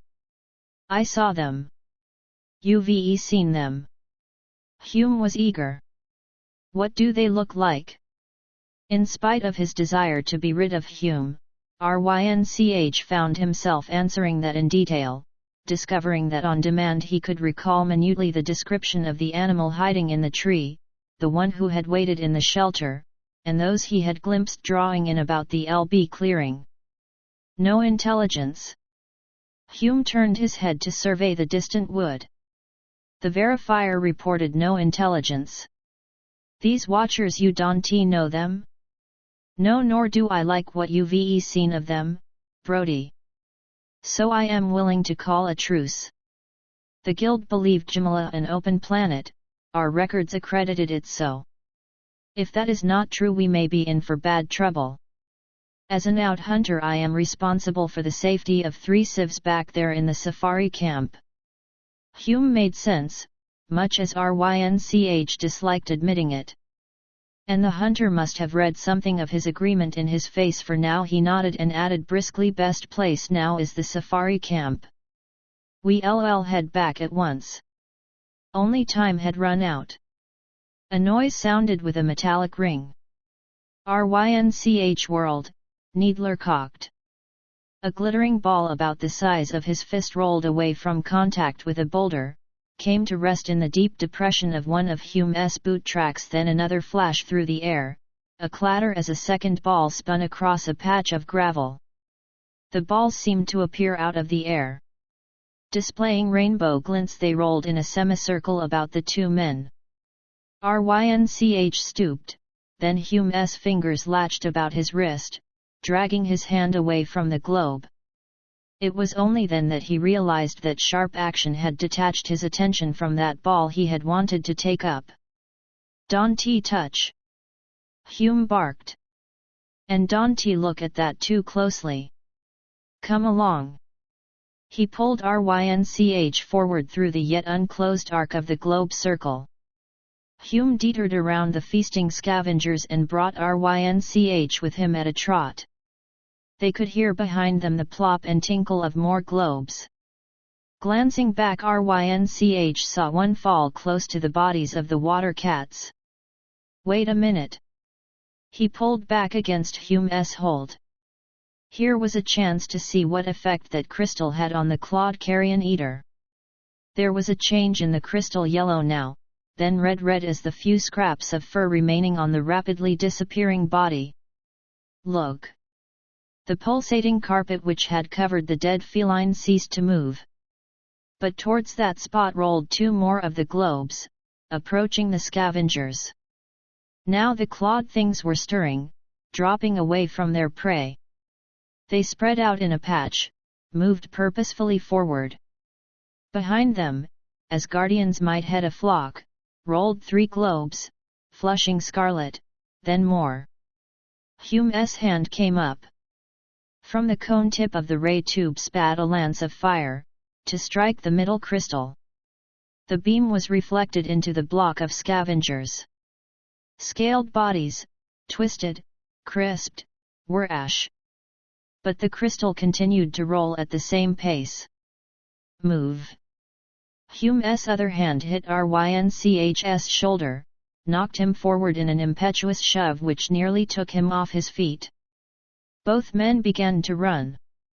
What are those things?" Rynch appealed between panting breaths. "I don't know, and I don't like their looks. They re between us and the safari camp if we keep to the river between us and the river now." Rynch saw that glittering swoop through the air, marked the landing of a ball near the water's edge. "Might be trying to box us in. But that's not going to work. See ahead there where that log's caught between two rocks? Run out on that when we reach there and take to the water. I don't think those things can float, and if they sink to the bottom that ought to fix them as far as we are concerned." Rynch ran, still holding the needler. He balanced along the drift log Hume had pointed out, and a jump sent him floundering in the brown stream thigh deep.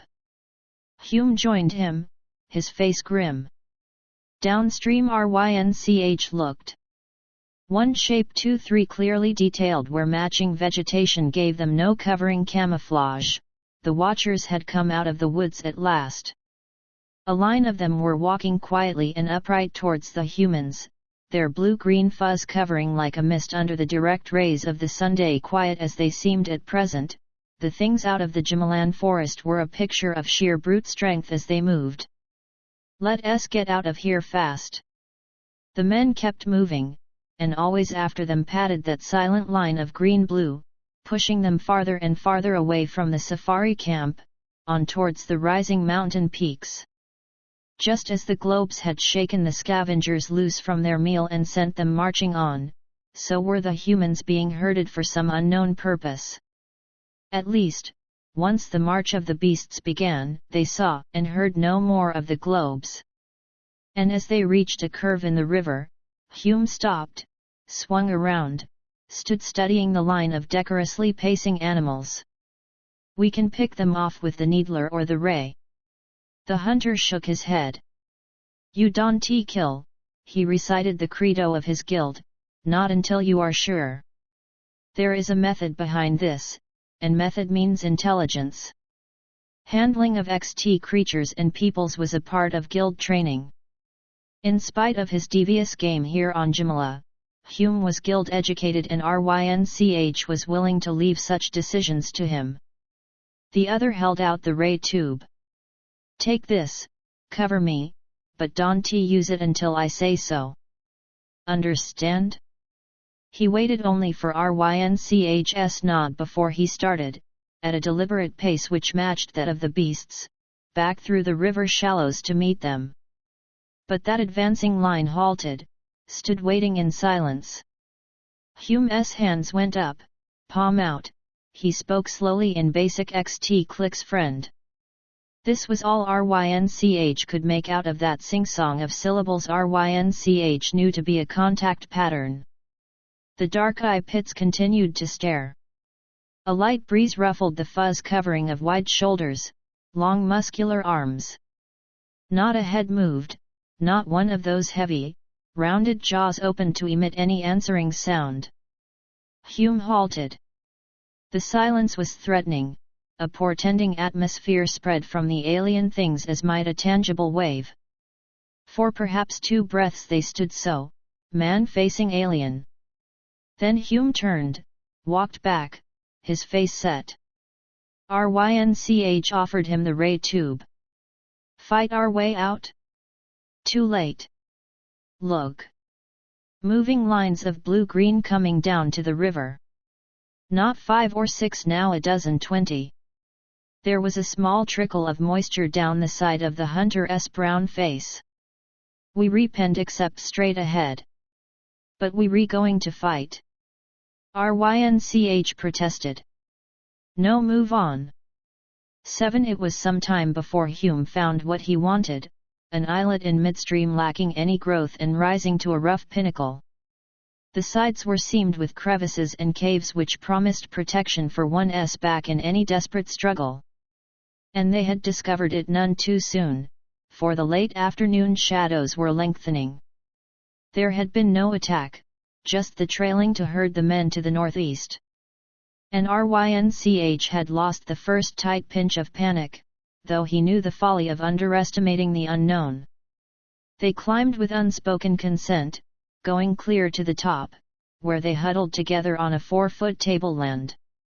Hume unhooked his distance lenses, but it was toward the rises of the mountains that he aimed them, not along the back trail. Rynch wriggled about, studied the river and its banks. The beasts there were quiet, blue-green lumps, standing down on the river bank or squatting in the grass. Nothing.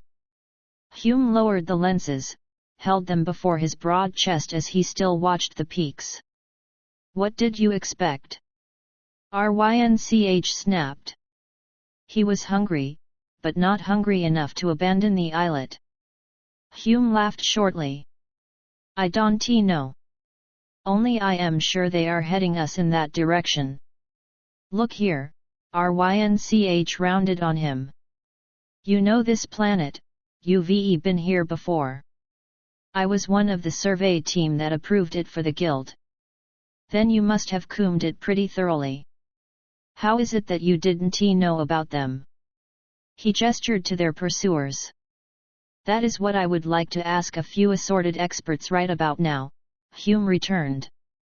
"The verifiers registered no intelligent native life here." "No native life?" Rynch chewed that over, came up with the obvious explanation. "All right, so then maybe our blue-backed friends are imported. Suppose someone's running a private business of his own here and wants to get rid of visitors?" Hume looked thoughtful. No. He did not enlarge upon his negative. Sitting down, he pulled a cylinder container from a belt loop and shook out 4 tablets, handing 2 to Rynch, mouthing the others. "Vita blocks good for 24 hours sustenance. The iron rations depended upon by all exploring services did not have the satisfying taste of real food. However, Rynch swallowed them dutifully before he descended with Hume to river level. The hunter splashed water from the stream into a depression in the rock and dropped a pinch of clarifying powder into it. "With the dark," he announced, "we might be able to get through their lines." "You believe that?" Hume laughed. "No, but one doesn't overlook the factor of sheer luck. Also, I don't care to finish up at the place they may have chosen for us." He tilted his chin to study the sky. "We'll take watches and rest in turn. No use trying anything until it is dark unless they start to move in. You take the first one?" As Rynch nodded, Hume edged back into a crevice as a shelled creature withdrawing to natural protection, going to sleep as easily as if he could control that state by will. Rynch, watching him curiously for a second or two before climbing up to a position from which he judged he could see all sides of their refuge, determined not to be surprised. The watchers were crouched down, waiting with that patience which had impressed him from his first sight of the camp sentries back in the forest. There was no movement, no sound. They were simply there on guard. And Rynch did not believe that the darkness of night would bring any relaxation of that vigilance. He leaned back, feeling the grit of the rocky surface against his bare back and shoulders. Under his hand was the most efficient and formidable weapon known to the frontier worlds. From this post he could keep the enemy under surveillance and think. Hume had him planted here, in the first place. Provided with the memory of Rynch Brody, the reward for him was to be 1 billion credits. Too much staff work had gone into his conditioning for just a small stake. So Rynch Brody was on Jumala, and Hume had come with witnesses to find him. Another part of his mind stood aloof now, applauding the clearness of his reasoning. Rynch Brody was to be discovered a castaway on Jumala. Only, matters had not worked out according to Hume's plan. In the first place, he was certain he had not been intended to know that he was not Rynch Brody. For a fleeting second he wondered why that conditioning had not completely worked, then went back to the problem of his relationship with Hume. No, the out-hunter had expected a castaway who would be just what he ordered. Then this affair of the Watcher's creatures the Guildmen had not found here a few months ago. Rynch felt a small cold chill along his spine. Hume's game was one thing, something he could understand, but the silent beasts were another and somehow far more disturbing threat. Rynch edged forward, watching the mist on the water, his brain striving to solve this other puzzle as neatly as he thought he had discovered the reason for his scrambled memories and his being on Jumala. The mist was an added danger. Thick enough and those watchers could move in under its curtain. A needler was efficient, yes, but it could wipe out only an enemy at which it was aimed. Blind cross-sweeping with its darts would only exhaust the clip without results, save by lucky chance. On the other hand, suppose they could turn that same grey haze to their own advantage, use it to blanket their withdrawal? He was about to go to Hume with that suggestion when he sighted the new move in their odd battle with the aliens. A wink of light, 2 more blinking, following the erratic course by the pull of the stream. All bobbing along toward the rugged coastline of the islet. Those had appeared out of nothingness as suddenly as the globes when this chase had begun. The globes and the winking lights on the water connected in his mind, argued new danger. Rynch took careful aim, fired a dart at one which had grounded on the pointed tip of the rocks where the river current came together after its division about the island. For the first time Rynch realized those things below were moving against the current. They had come upstream as if propelled. He had fired and the light was still there, 2 more coming in behind it, so that now there was an irregular cluster of them. And there was activity on the water-washed rocks before them. Just as the scavengers had moved ahead of the globes on land, so now aquatic creatures had come out of the river, were flopping higher on the islet. And those lights were changing color from white to reddish yellow. Rynch scrabbled with one hand in a rock crevice, found a stone he had noted earlier. He hurled that at the cluster of lights. There was a puff of brilliant red, one was gone. Something flopping on the rocks gave a mewling cry and somersaulted back into the water. Then a finger of mist drew between Rynch and the lights, which were now only faint, glowing patches. He swung down from his perch, shook Hume awake. The out-hunter made that instant return to full consciousness, which was another defense for the men who live long on the rim of wild worlds. What? Rynch pulled him forward. The mist had thickened, but there were more of those ominous lights at water level, spreading down both sides of the point, forming a wall. Dark forms moved out of the water ahead of them, flopping on the rocks, pressing higher, towards the ledge where the men stood. Those globes, I think they re-moving in the river now. Rynch found another stone, took careful aim, and smashed a second one. The needler has no effect on them, he reported. Stones do, but I don't know why.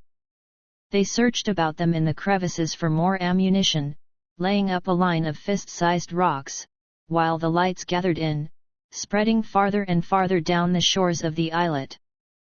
Hume cried out suddenly, and aimed his ray tube below. The lance of its blast cut the dark as might a bolt of lightning. With a shrill squeal, a blot shadow detached from the slope immediately below them. A vile, musky scent, now mingled with the stench of burning flesh, set them coughing.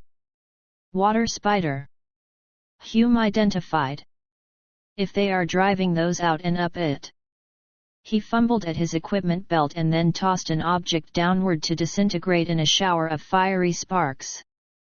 Wherever those sparks touched rock or ground, they flared up in tall thin columns of fire, lighting up the nightmare on the rocks and up the ledges. Rynch fired the needler. Hume's ray tube flashed and flashed again. Things squealed, or grunted, or died silently, while clawing to reach the upper ledges. He could not be sure of the nature of some of those things. One, armed and clawed as the scavengers, was nearly as large as a water cat. And a furry, man-legged creature, with a double-jawed head, bore also a ring of phosphorescent eyes set in a complete circle about its skull. They were alien life rooted out of the water. The lights, smash the lights! Hume ordered. Rynch understood. The lights had driven these attackers out of the river. Put out the lights and the boiling broth of water dwellers might conceivably return to their homes. He dropped the needler, took up stones and set about the business of finishing off as many of the lights as he could. Hume fired into the crawling mass, pausing only once to send another of those flame bombs crashing to illuminate the scene. The water creatures, bewildered, clumsy out of their element, were so far at his mercy. But their numbers, in spite of the piling dead, were still a dangerous threat. Rynch tore gaping holes in that line of lights. But he could see, through the mist, more floating sparks, gathering to take their places, perhaps herding before them more water things to attack. Except for those few gaps he had wrought, the islet was now completely enveloped. Hume's voice arose in a roar of anger and defiance. He stabbed his ray down at a spot just below their ledge. A huge segmented, taloned leg kicked, caught on the edge of the stone at the level of their feet, twisted aloft again and was gone. Up! Hume ordered. To the top. Rynch caught up 2 handsful of stones, holding them to his chest with his left arm as he made a last cast to see one light puff out in answer. Then they both scrambled onto that small platform at the top of the islet. By the aid of the burning flame torches the hunter had set, they could see that most of the rocky slopes below them now squirmed with a horrible mass of water life. Where Hume had fired his ray there was fierce activity, as the living feasted on the slain and quarrelled over the bounty. But from other quarters the crawling advance pressed on. "I have only one more flame flare," Hume stated. "One more flare, then they would be in the dark with the mist hiding the forward-moving enemy. I wonder if they are watching out there?" Rynch scowled into the dark. "They, or what sent them? They know what they are doing." "You mean they must have done this before?" "I think so. That LB back there, it made a good landing, and there are supplies missing from its lockers." "Which you removed?" Rynch countered. "No, there might have been real castaways landed here. Not that we found any trace of them. Now I can guess why, but you guild men were here, and you didn't run into this." "I know." Hume sounded baffled. "Not a sign then?" Rynch threw the last of his stones, heard it clink harmlessly against a rock. Hume balanced an object on the palm of his hand. "Last flare. What's that? Over there?" Rynch had sighted the flashing out of the dark from the river bank, making a pattern of flickers which bore no relation to the infernal lights at the water's edge. Hume's ray tube pointed skyward as he answered with a series of short bursts. "Take cover." The call came weirdly out over the water, the tone dehumanized. Hume cupped his mouth with one hand, shouted back, "We re on top, no cover." Then flattened down, "We re blasting." They flattened, lay almost in each other's arms, curled on that narrow space. Even through his closed eyelids Rynch caught the flash of vivid, man-made lightning crashing first on one side of the islet and then on the other, and sweeping every crawling horror out of life, into odorous ash. The backlash of that blast must have caught the majority of the lights also. For when Rynch and Hume cautiously sat up, they saw only a handful of widely scattered and dulling globes below. They choked, coughed, rubbed watering eyes as the fumes from the scorched rocks wreathed up about their perch. "Flitter with lifeline above you." That voice had come out of what should have been empty air over their heads. A gangling line trailed across their bodies, a line with a safety belt locked to it, and a second was uncoiling in a slow loop as they watched. In unison they grabbed for those means of escape, buckled the belts about them. "Haul away!" Hume called.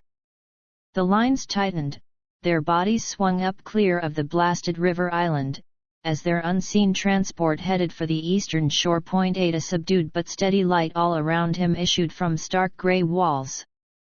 He lay on his back in an empty cell room.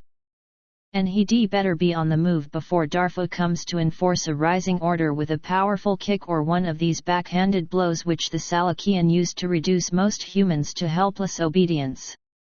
Vi blinked again. But this wasn't his cubby hole at the Starfall.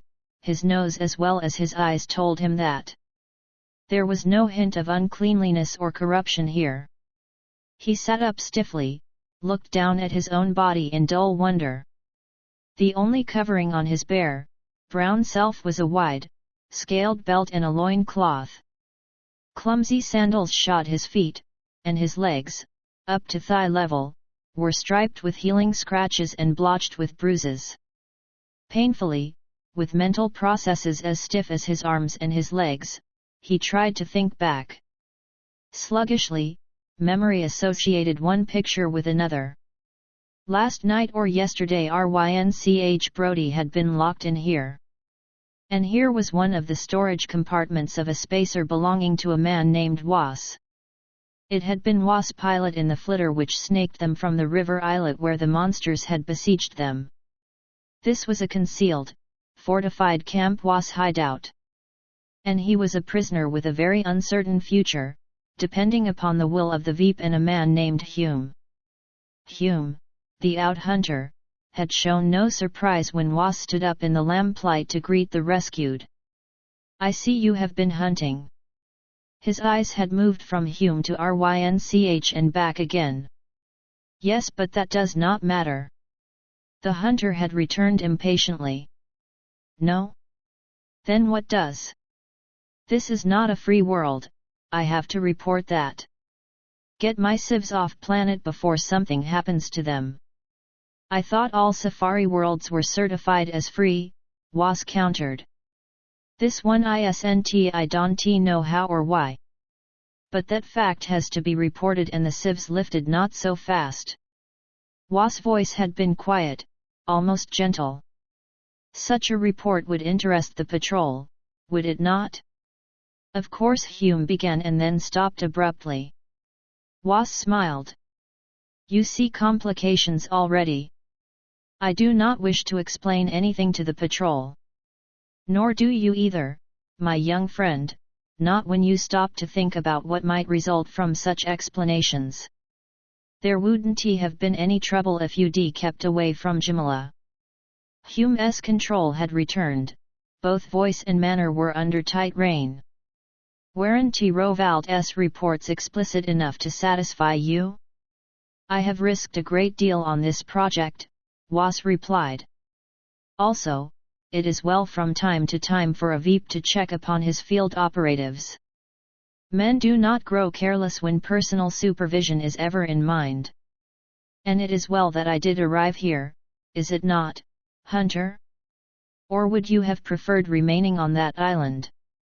Whether any of our project may be salvaged is a point we must consider. But for the moment we make no moves.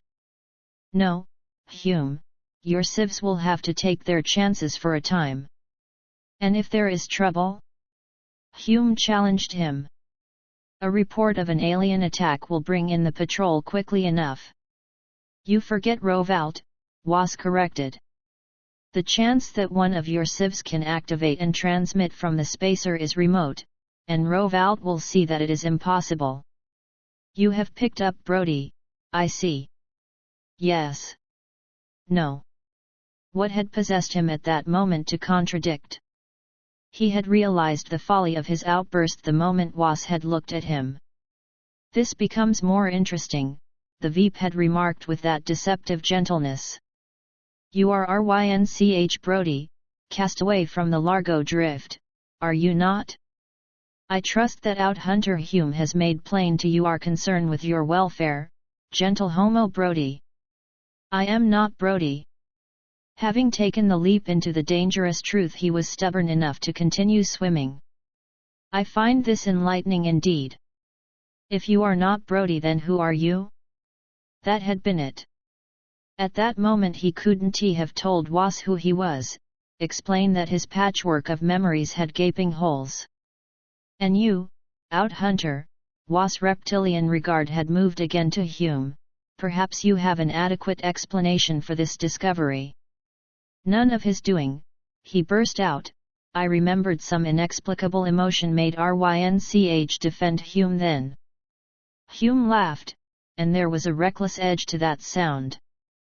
Yes, Was, your techs are not as good as they pretend to be. He didn't follow the pattern of action they set for him. A pity. But there are always errors when one deals with the human factor. Peak. One of the other three men moved towards them. You will escort this young man to the spacer, see him safely stowed for the present. Yes, a pity. Now we must see just how much can be salvaged. Then Vi had been brought into the shop, supplied with a ration container, and left to himself within this bare-walled cabin to meditate upon the folly of talking too freely. Why had he been so utterly stupid? Veeps of Was caliber did not swim through the murky channels of the Starfall, but their general breed had smaller but just as vicious representatives there, and he knew the man for what he was, ruthless, powerful and thorough. A sound, slight, but easily heard in the silent vacuum of the storage cabin, alerted him. The crack of the sliding panel door opened and Vi crouched, his hand cupping the only possible weapon, the ration container. Hume edged through, shut the door behind him. He stood there, his head turned so his ear rested against the wall, obviously he was listening. You brain-smoothed idiot! The hunter's voice was a thread of whisper. Why couldn't you have kept that swinging jaw of yours closed last night? Now listen and listen good. This is a slim try, but it's one we have to take. We? Vi was startled into asking. Yes, we. By rights I ought to leave you right here to do the rest of your big, brave speech-making for Was benefit. If I didn't need you, that's just what I would do. If it weren't for those sieves. His head snapped back, cheek to panel, he was listening again. After a long moment his whisper came once more. I don't have time to repeat this. In about 5 minutes peak I'll be here with rations. I'll leave this door unlatched. There's another storage cabin across the corridor, see if you can hide there, then trick him into getting in here and lock him in. Got it? Vi nodded. Then make for the exit port. Here. He snapped a packet loose from his belt. This is a flare pack, you saw how they worked on the island. When you get on the ramp beyond the atom lamp, throw this. It should hit the camp force barrier. And the result ought to hold their attention. Then you head for the flitter. Understand? Yes. The flitter, yes, that was the perfect escape. With a camp force barrier on, any fugitive could only break out by going straight up. Hume gazed at him soberly, listened once more, and then went. Vi counted a slow 5 before he followed. The cabin across the corridor was open, just as Hume had promised. He slipped inside, waited. Peak was coming now, the metallic plates on his space boots clicking in regular pattern of sound. He earned another ration container and crooked it in his arm as he snapped up the lock bar on the other cabin. There was an exclamation of surprise. Vi went into action. His hand, backed by all the strength of his thrusting arm, thumped between Peak's shoulders, sending him staggering into the prison compartment. Before the other could recover either his balance or his wits, Vi had the panel shut, the bar locked into place. He ran down the corridor to the well ladder, swung down its rungs with an agility born of necessity. Then he was in the airlock, getting his bearings. The flitter stood to his left, the flashing atom lamp, where the men were gathered, to his right. Vi stepped out on the ramp. He wiped his sweating hand across his thigh. There had to be no failures in the tossing of the flare pack. Choosing a spot, not directly in line with the lamp but near enough to dazzle the men, he hurled it with all the force he could muster. Then he was running down the ramp, forward to the area of the ship. There was a flash shouting. Vi curbed the impulse to look back, darted for the flitter. He jerked open the cabin compartment, scrambled into the cramped space behind the pilot's seat, leaving that free for Hume's quick entrance. More shouting now. He saw the lines of fire wavering from earth to sky along the barrier. A black shape put on a burst of speed, was silhouetted against that flaming wall, then past the spacer, grabbed at the open cockpit, and slid in behind the controls. Hume pulled the levers with flying fingers. They arose vertically at a pace which practically slapped Vi's stomach up into the lower regions of his throat. The searing line of at least one blaster reached after them too slowly, too low. He heard Hume grunt, and they again leaped higher. Then the hunter spoke. Half an hour at the most. The safari camp? Yes. They no longer climbed. The flitter was boring forwards on a projectile flight, into the dark of the night. What were those? Vi suddenly leaned forward. Had some of the stars across the space void broken free from their fixed orbits? Flecks of light, moving in an arc, headed towards the speeding flitter. Hume hit a button. Again they arose in a violent leap above those wandering lights. But ahead on this new level more such dots flocked, moving fast to close in on the flyer. A straight ram course, Hume muttered, more to himself than Vi. Again the flyer drove forward in a rising thrust of speed. Then the smooth purr of the propulsion unit faltered, broke into protesting coughs. Hume worked over the controls, beads of sweat showing on his forehead and cheek in the gleam of the cabin light. Deading out. He brought the flitter around in a wide circle, the purr smoothed out once more in a steady reassuring beat. Outrun them. But Vi feared they were back again on the losing side of a struggle with the unknown alien power. As they had been herded along the river, so now they were being pushed across the sky, towards the mountains. The enemy had followed them aloft. Some core of stubborn will in Hume would not yet allow him to admit that. Time and time again he climbed higher, always to meet climbing, twisting, spurting lines of lights which reacted on the engine of the flitter and threatened it with complete failure. Where they were now in relation to Was camp or that of the safari, Vi had no idea, and he guessed that Hume could not be too certain.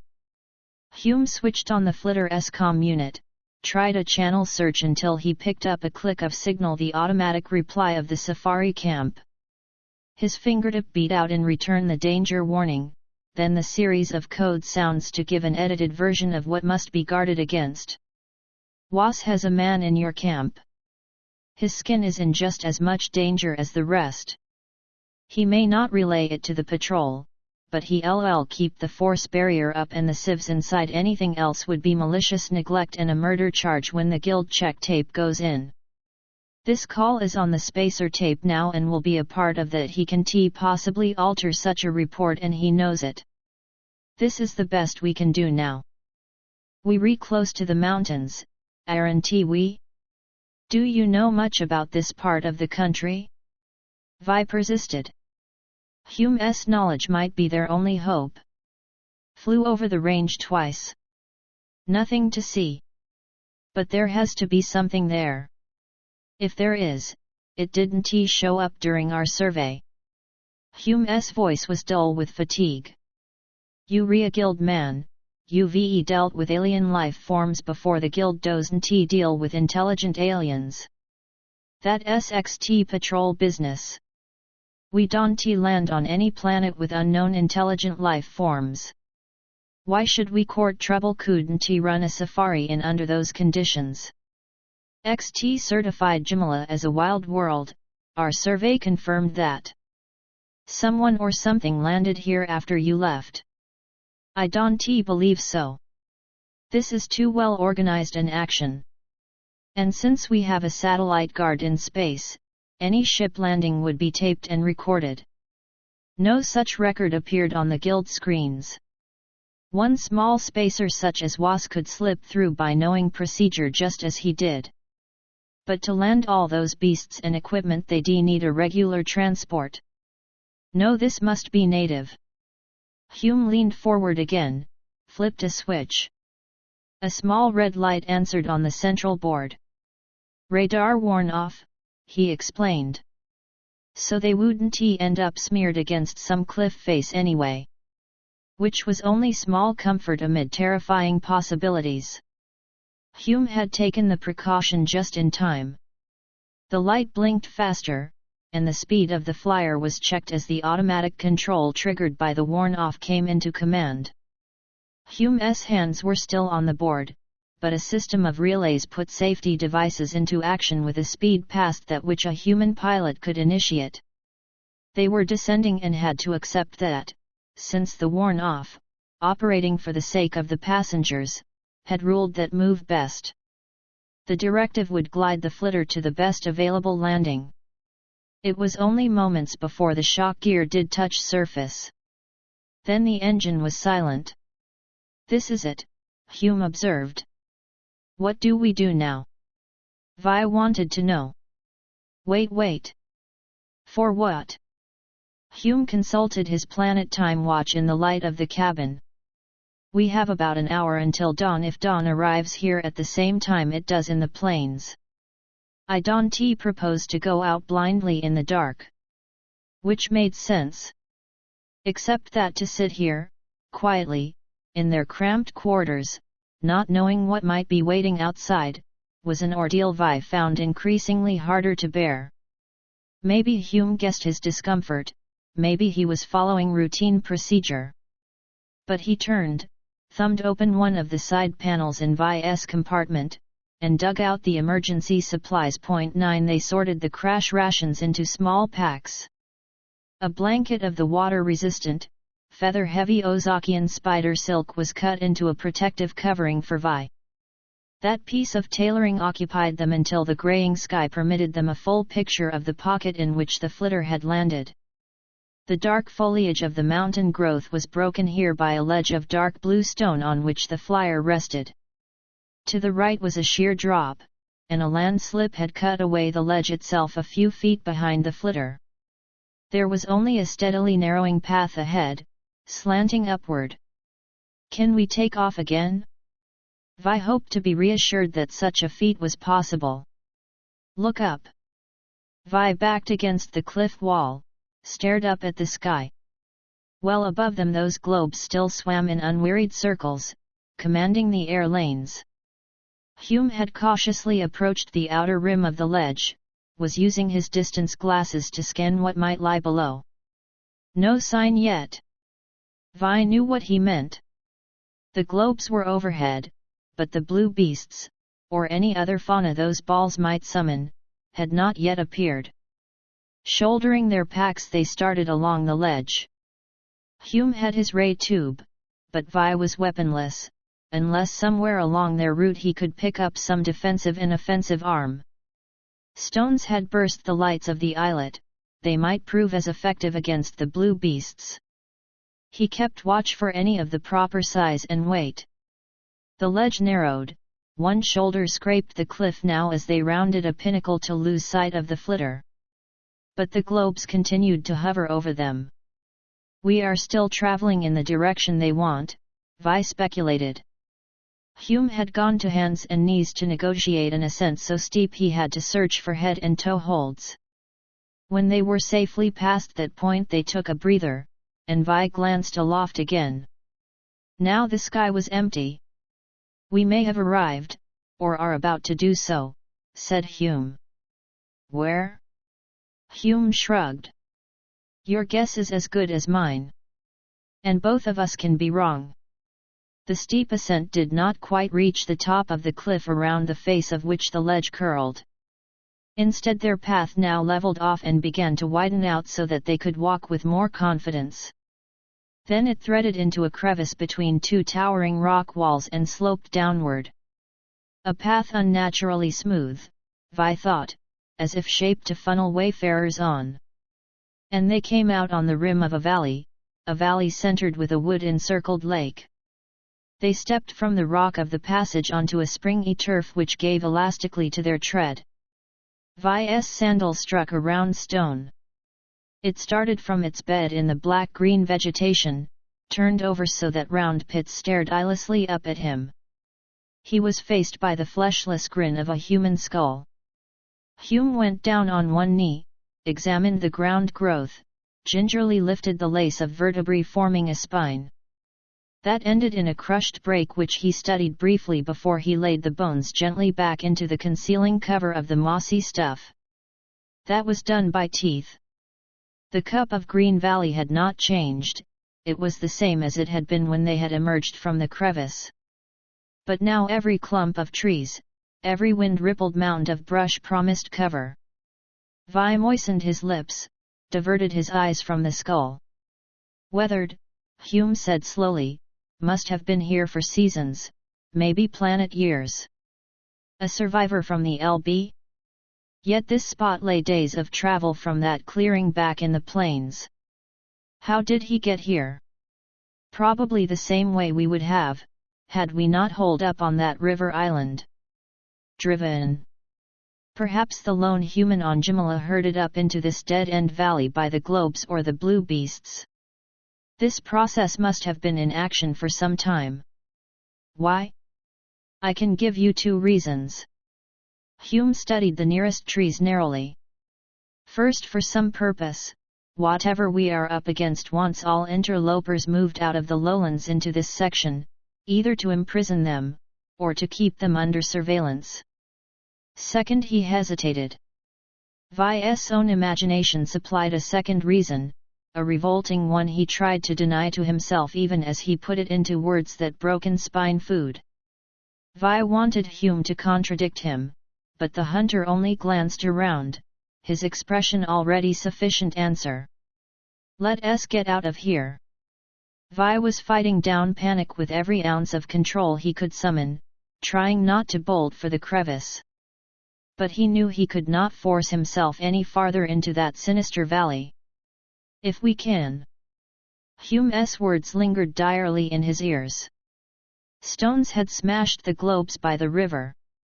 If they still waited out there, Vi was willing to try and break them with his bare hands, should escape demand such action.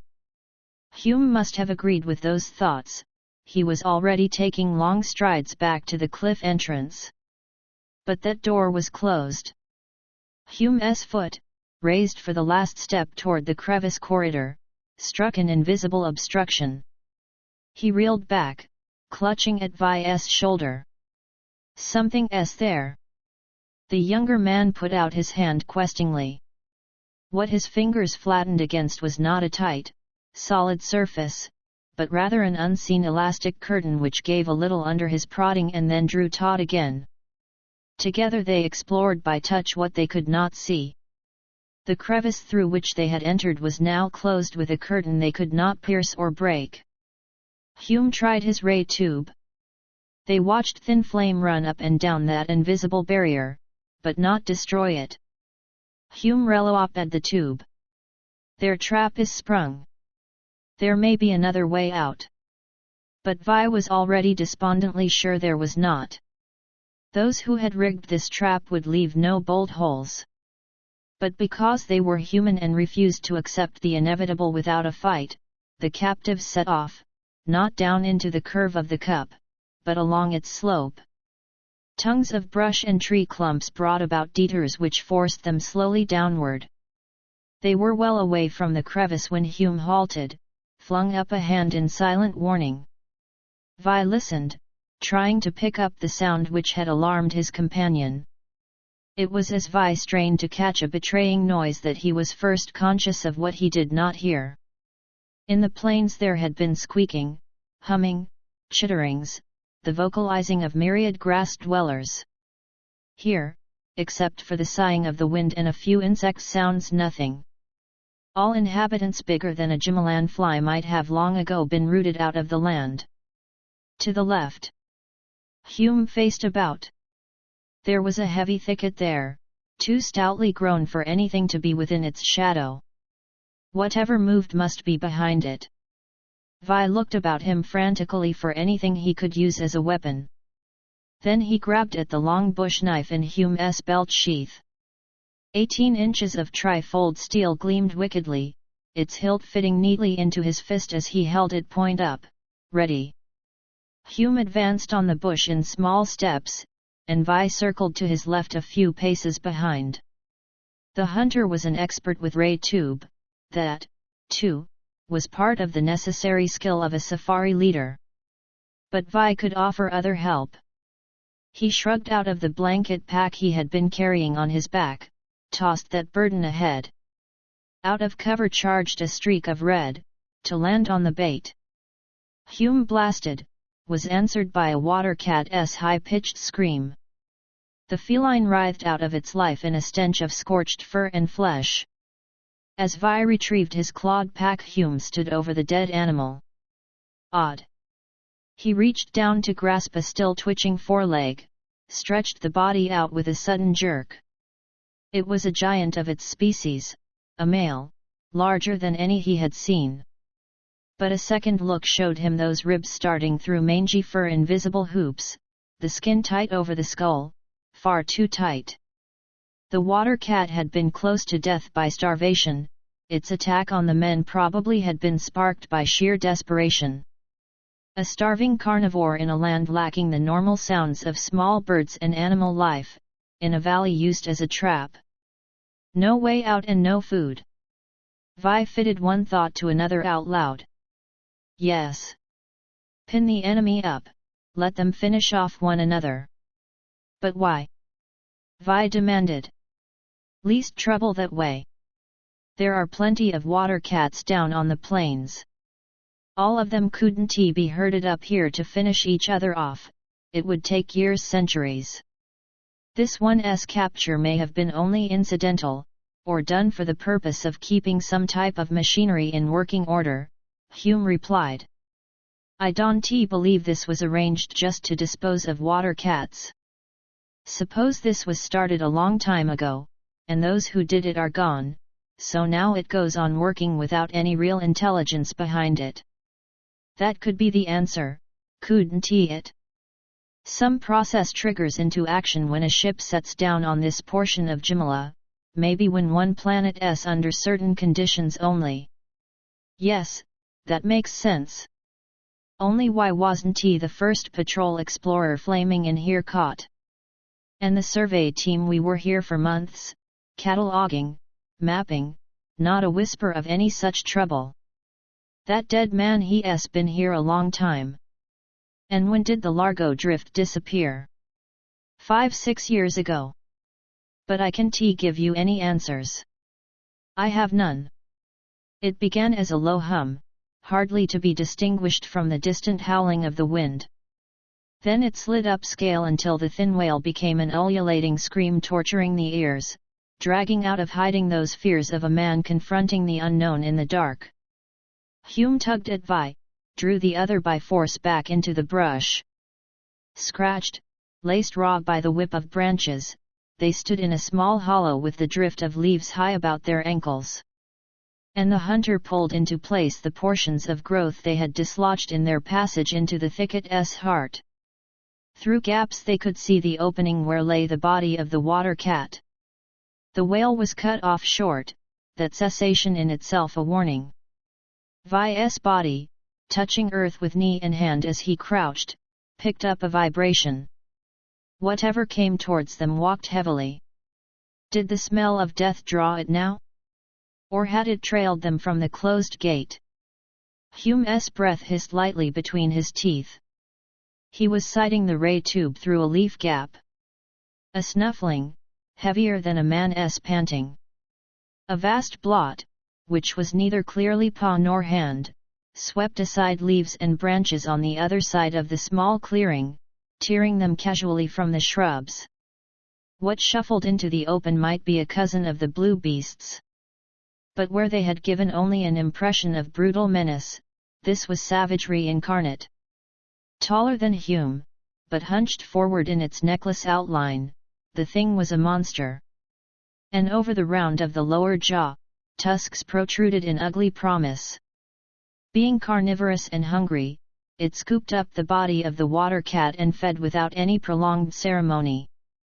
Vi, remembering the crushed spine of the human skeleton, was sickened. Done, it reared on hind feet once again, the pear-shaped head swung in their direction. Vi was half certain he had seen that tube nose expand to test the air and scent them. Hume pressed the button of the ray tube. That soundless spear of death struck in midsection of that barrel body. The thing howled, threw itself in a mad forward rush at their bush. Hume snapped a second blast at the head, and the fuzz covering it blackened. Missing them by a precious foot, the creature crashed straight on through the thicket, coming to its knees, writhing in a rising chorus of howls. The men broke out of cover, raced into the open where they took refuge behind a chimney of rock half detached from the parent cliff. Down the slope the bushes were still wildly agitated. What was that? Vi got out between sobbing breaths. Maybe a guardian, or a patrol stationed to dispose of any catch. Probably not alone, either. Hume fingered his ray tube. And I am down to one full charge, just one. Vi turned the knife he held around in his fingers, tried to imagine how one could face up to one of those tusked monsters with only this for a weapon. But if that thing had companions, none were coming in answer to its dying wails. And after it had been quiet for a while, Hume motioned them out of hiding. From now on we'll keep to the open, better see trouble like that before it arrives. and I want to find a place to hole up for the night."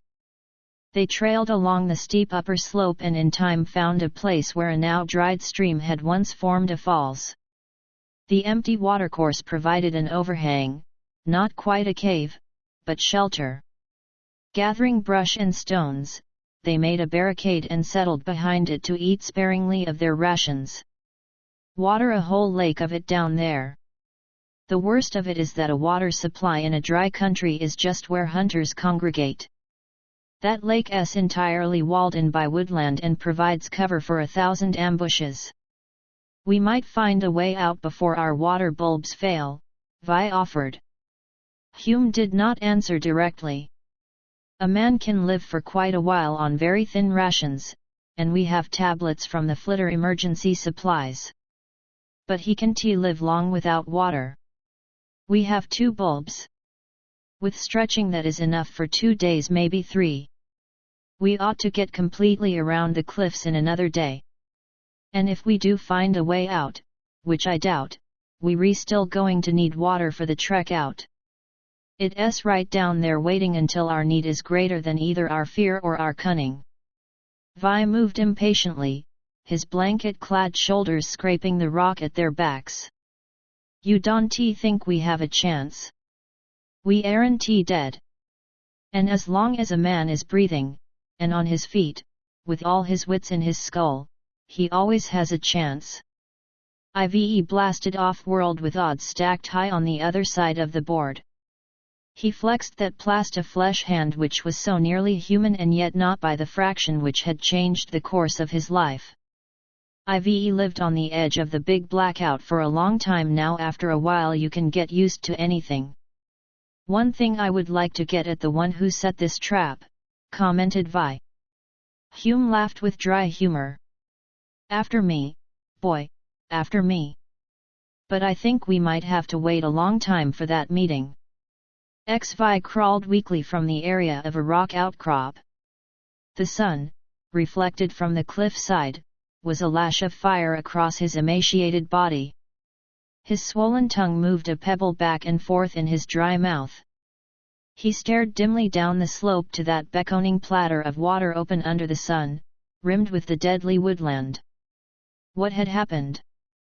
They had gone to sleep that first night under the ledge of the dried waterfall. And all of the next day was only a haze to him now. They must have moved on, though he could remember nothing, save Hume's odd behavior, dull-eyed silence while stumbling on as a brainless servo robot, incoherent speech wherein all the words came fast, running together unintelligibly. And for himself patches of blackout. At some time they had come to the cave and Hume had collapsed, not rousing in answer to any of Vi's struggles to awaken him. How long they had been there Vi could not tell now. He had the fear of being left alone in this place. With water perhaps Hume could be returned to consciousness, but that was all gone. Vi believed he could scent the lake, that every breeze upslope brought its compelling enticement. Just in case Hume might awake to a state of semi-consciousness and wander off, Vi tethered him with blanket bonds. Vi fingered Hume's knife, which had been painstakingly lashed to a trimmed shaft of wood. Since he had emerged from that clouding of mind which still gripped the hunter, he had done what he could to prepare for another attack from any roving beast. And he also had Hume's ray tube, its single charge to be used only in dire need. Water. His cracked lips moved, ejected the pebble. Their 4 empty water bulbs were in the front of his blanket tunic, pressing against his ribs. It was now or die, because soon he would be too weak to make the attempt at all. He darted for the first stand of bush downhill. As the brooding silence of the valley continued, he reached the edge of the wood unhindered, intent on his mission with a concentration which shut out everything save his need and the manner of satisfying it. He squatted in the bush, eyeing the length of woodland ahead. Then he tried the only action he had been able to think out. That beast Hume had killed had been too heavy to swing up in trees. But Vi's own weight now did not prohibit that form of travel. With spear and ray tube firmly attached to him, Vi climbed into the first tree. A slim chance, but his only defense against a possible ambush. A wild outward swing brought him, heart-thudding, to the next set of limbs. Then he had a piece of luck. A looped vine tied together a whole group of branches from one treetop to the next. Hand grips, balance, sometimes a walk along a branch he threaded towards the lake. Then he came to a gap. With hands laced into tendrils, Vi hunched to look down on a beaten ribbon of grey earth, a trail well used by the evidence of its pounded surface. That area had to be crossed on foot, but his passage through the brush below would leave traces, only there was no other way. Vi checked the lashings of his weapons again before leaping. Almost in the same instant his sandals hit the packed earth he was running. His palms skinned raw on rough bark as he somehow scrambled aloft once more. No more vines, but broad limbs shooting well out. He dropped from one to another, stopped for breath, listened.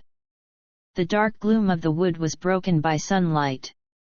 He was at the final ring of trees. To get to the water he must descend again. A dead trunk extended over the water. If he could run out on that and lower the bulb, it could work. Eerie silence.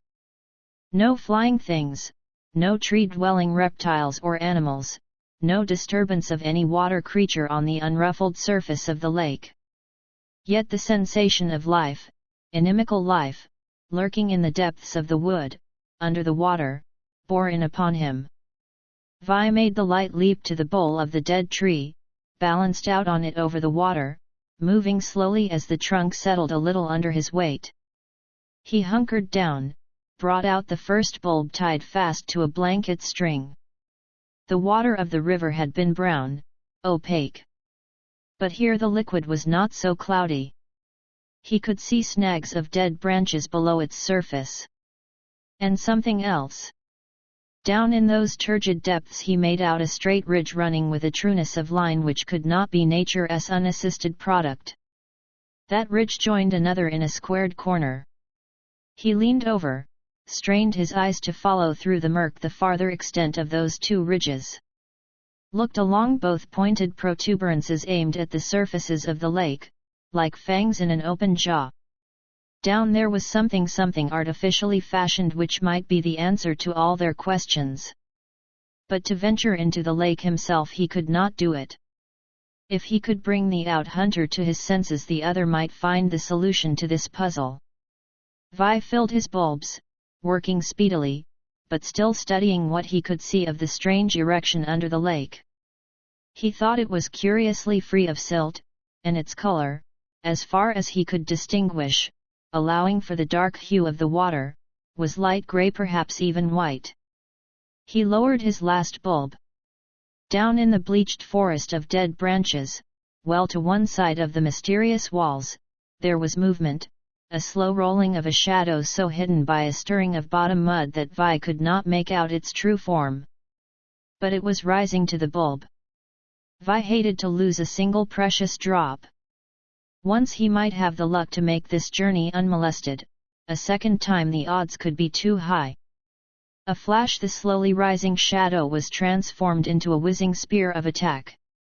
Vi snapped the bulb out of the water just as a nightmarish, armored head arose on a whiplash of coiled, scaled neck, and a blunt nose thudded against the tree trunk with a hollow boom.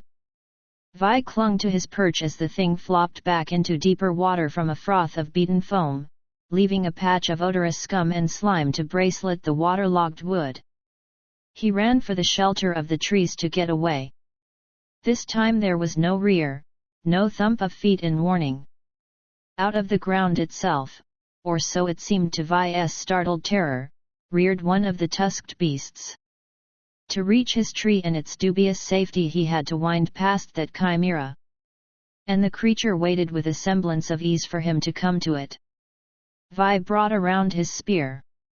The length of the haft might afford him a fighting chance if he could send the point home in some vulnerable spot. Yet he knew that the beasts were hard to kill. The mouth opened in a wide grin of menace.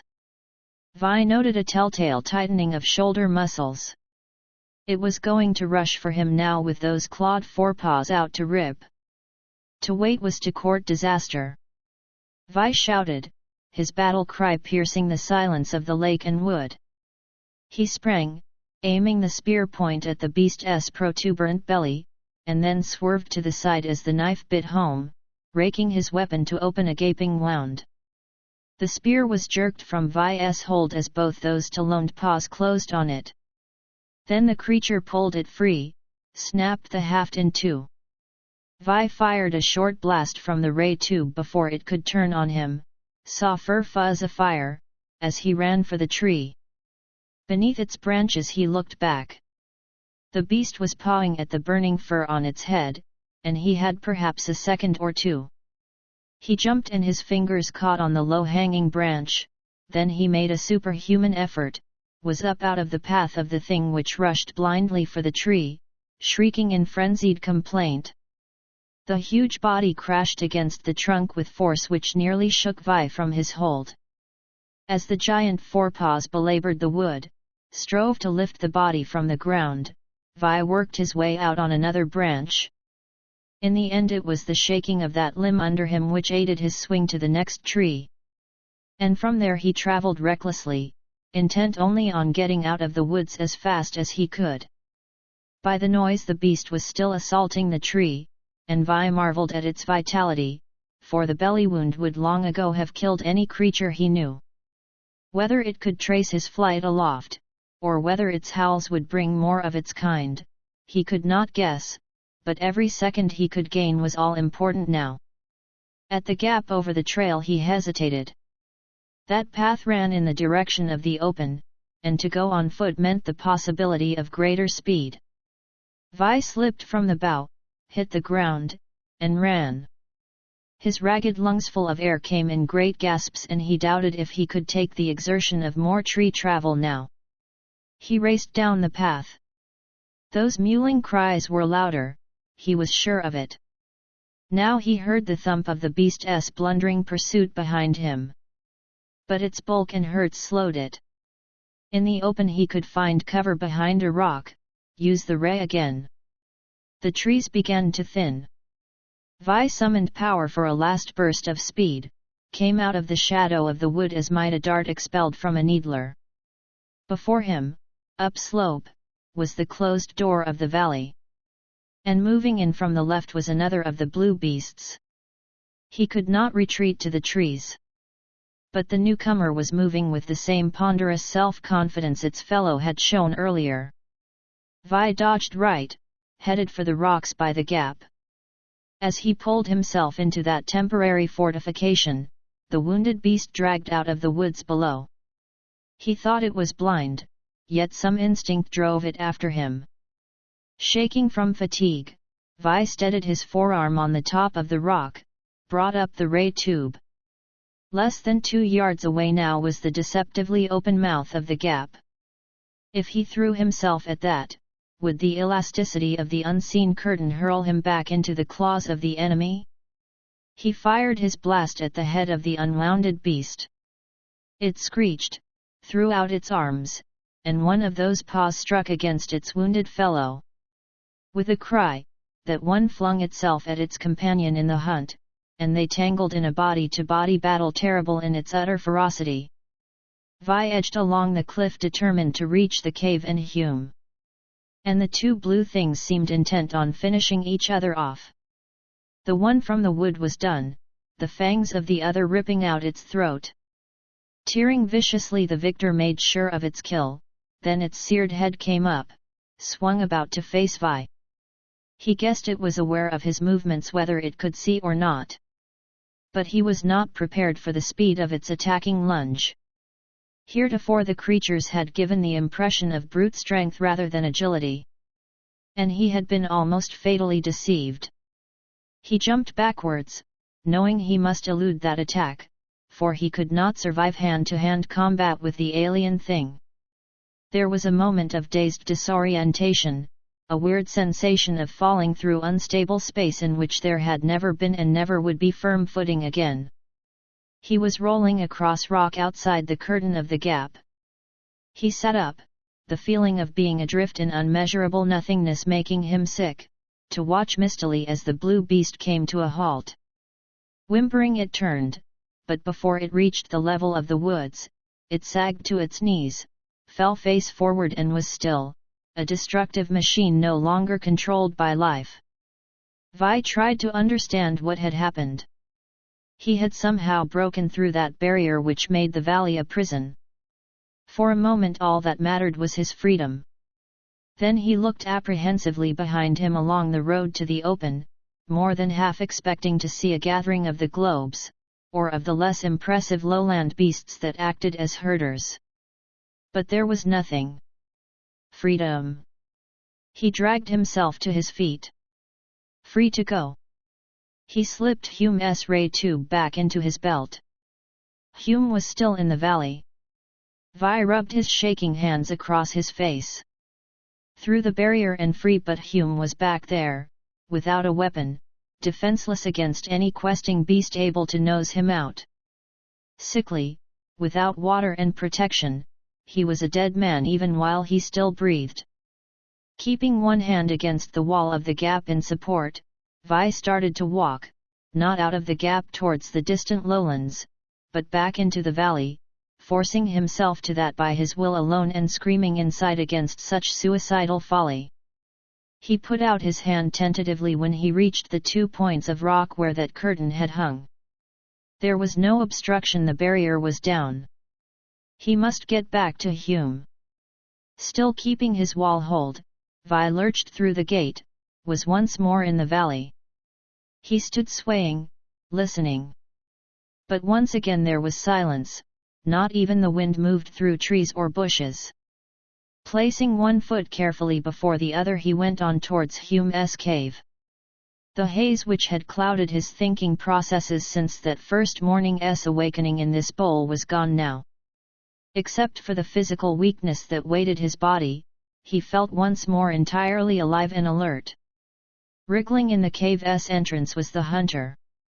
He had freed the bonds Vi had put on his legs, but his hands were still tied. His face, grimy, sweat-covered, was turned up to the sunlight, and his eyes were again bright with reason. Vi found the strength to run the last few feet between them. He was fumbling with those ties about Hume's wrists as he blurted out the news. The barrier was out, they could go. Then he was bringing one of those precious bulbs, raising it to Hume's eager mouth, squeezing a portion of its contents between the man's cracked and bleeding lips. Somehow they made that trip back to the valley gate.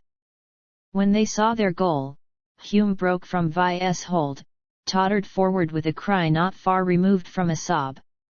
He rebounded to slip full length to the ground and lie there. Sobbing dryly, his gaunt face, eyes closed, turned up to the sky. The trap had snapped shut once again. Why? Vi found he was repeating the same words over and over, his gaze blank, unfocused, yet turned to the woods of the lake. Tell me what happened again. Vi's head came around. Hume had pulled himself up so that his shoulders rested against the rock wall. His plasta hand was outflung, slipping up and down what seemed empty air, but which was the barrier against freedom. And now his eyes seemed entirely sane. Slowly, hesitating between words, Vi went over the full account of his visit to the lake, his retreat before the beasts, his fortunate stumble through the gap. But you came back. Vi flushed.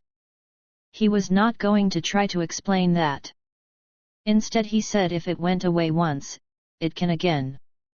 Hume did not press the subject of his return. Rather he fastened upon the end of that action with the wounded beast, made Vi go through it verbally a third time. There is just this, he said when the other was done. When you fell you were not thinking of the barrier at all and your wits were working again.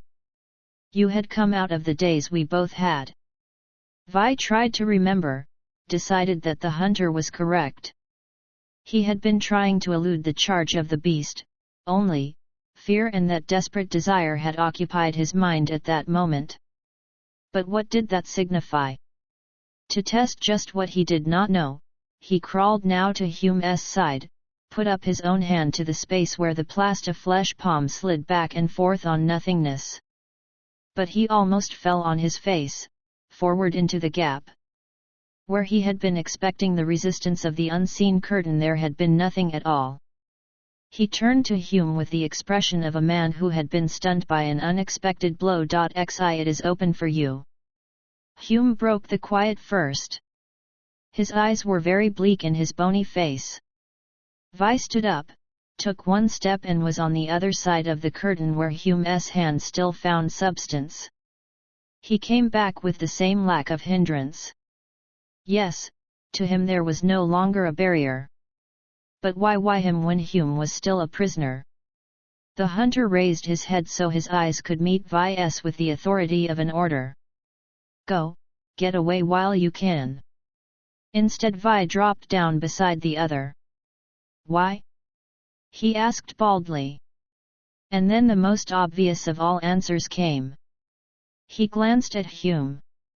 The hunter's head lolled back against the rock which supported him, his eyes were closed now, and he had the look of a man who had been driven to the edge of endurance and was now willing to relinquish his grip and let go. Deliberately Vi brought up his right hand, balled his fingers into a fist. And just as deliberately he struck home, square on the point of that defenseless chin. Hume sagged, would have slipped down the surface of the rock had Vi's hands not caught in his armpits. Since he had not the strength left to get to his feet with such a burden, Vi crawled, dragging the inert body of the hunter with him. And this time, as he had hoped, there was no resistance at the gap. Unconscious, Hume was able to cross the barrier. Vi stretched him as comfortably flat as he could, used a portion of their water on his face until he moaned, muttered, and raised his hand feebly to his head. Then those grey eyes opened, focused on Vi. "What we both through now, both of us." The younger man saw Hume glance around him with waking belief. "But how?" "I knocked you out, that's how," Vi returned. "Knocked me out?" "I crossed when I was unconscious." Hume's voice steadied, strengthened. "Let me see." He rolled over on his side, threw out his arm, and this time the hand found no wall. For him, too, the barrier was gone. "Once through, you are free," he added wonderingly. "Maybe they never foresaw any escapes." He struggled up, sitting with his hands hanging loosely between his knees. Vi turned his head, looked down the trail. The length of distance lying between them and the safari camp now faced them with a new problem. Neither of them could make that trek on foot. "We out, but we aren't back yet," Hume echoed his thought. "I was wondering, if this door is open," Vi began. "The flitter." Again Hume's mind matched his. "Yes, if those globes aren't hanging around just waiting for us to try. They might act only to get us here, not to keep us once we in. That might be wishful thinking, they wouldn't know until they tried to prove it. Give me a hand." Hume held out his own, let Vi pull him to his feet. Weak as he was clear-eyed, plainly clear-eyed once more. "Let us go." Together they went back through the gap, then tested the absence of the barrier once more, to make sure. Hume laughed. "At least the front door remains open, even if we find the back one closed." Vi left him sitting by that entrance while he made a quick trip to the cave to pick up the small pack of supplies left them. When he returned they crammed tablets into their mouths, drank feverishly of the lake water, and, with the stimulation of the new energy, set off along the cliff face. "This wall in the lake," Hume asked suddenly, "you are sure it is artificial? Runs too straight to be anything else, and those projections are evenly spaced. I don't see how it could be natural. We'll have to be sure." Vi thought of that attacking water creature. No diving in there, he protested. Hume smiled, a stretch of skin far too tight over his jaw now. Not us, at least not us now, he agreed. But the guild will send another survey. What could be the reason for all this? Vi helped his companion over the loose debris of a cliff slide. Information. What? Someone or something picked our brains while we were out of our heads.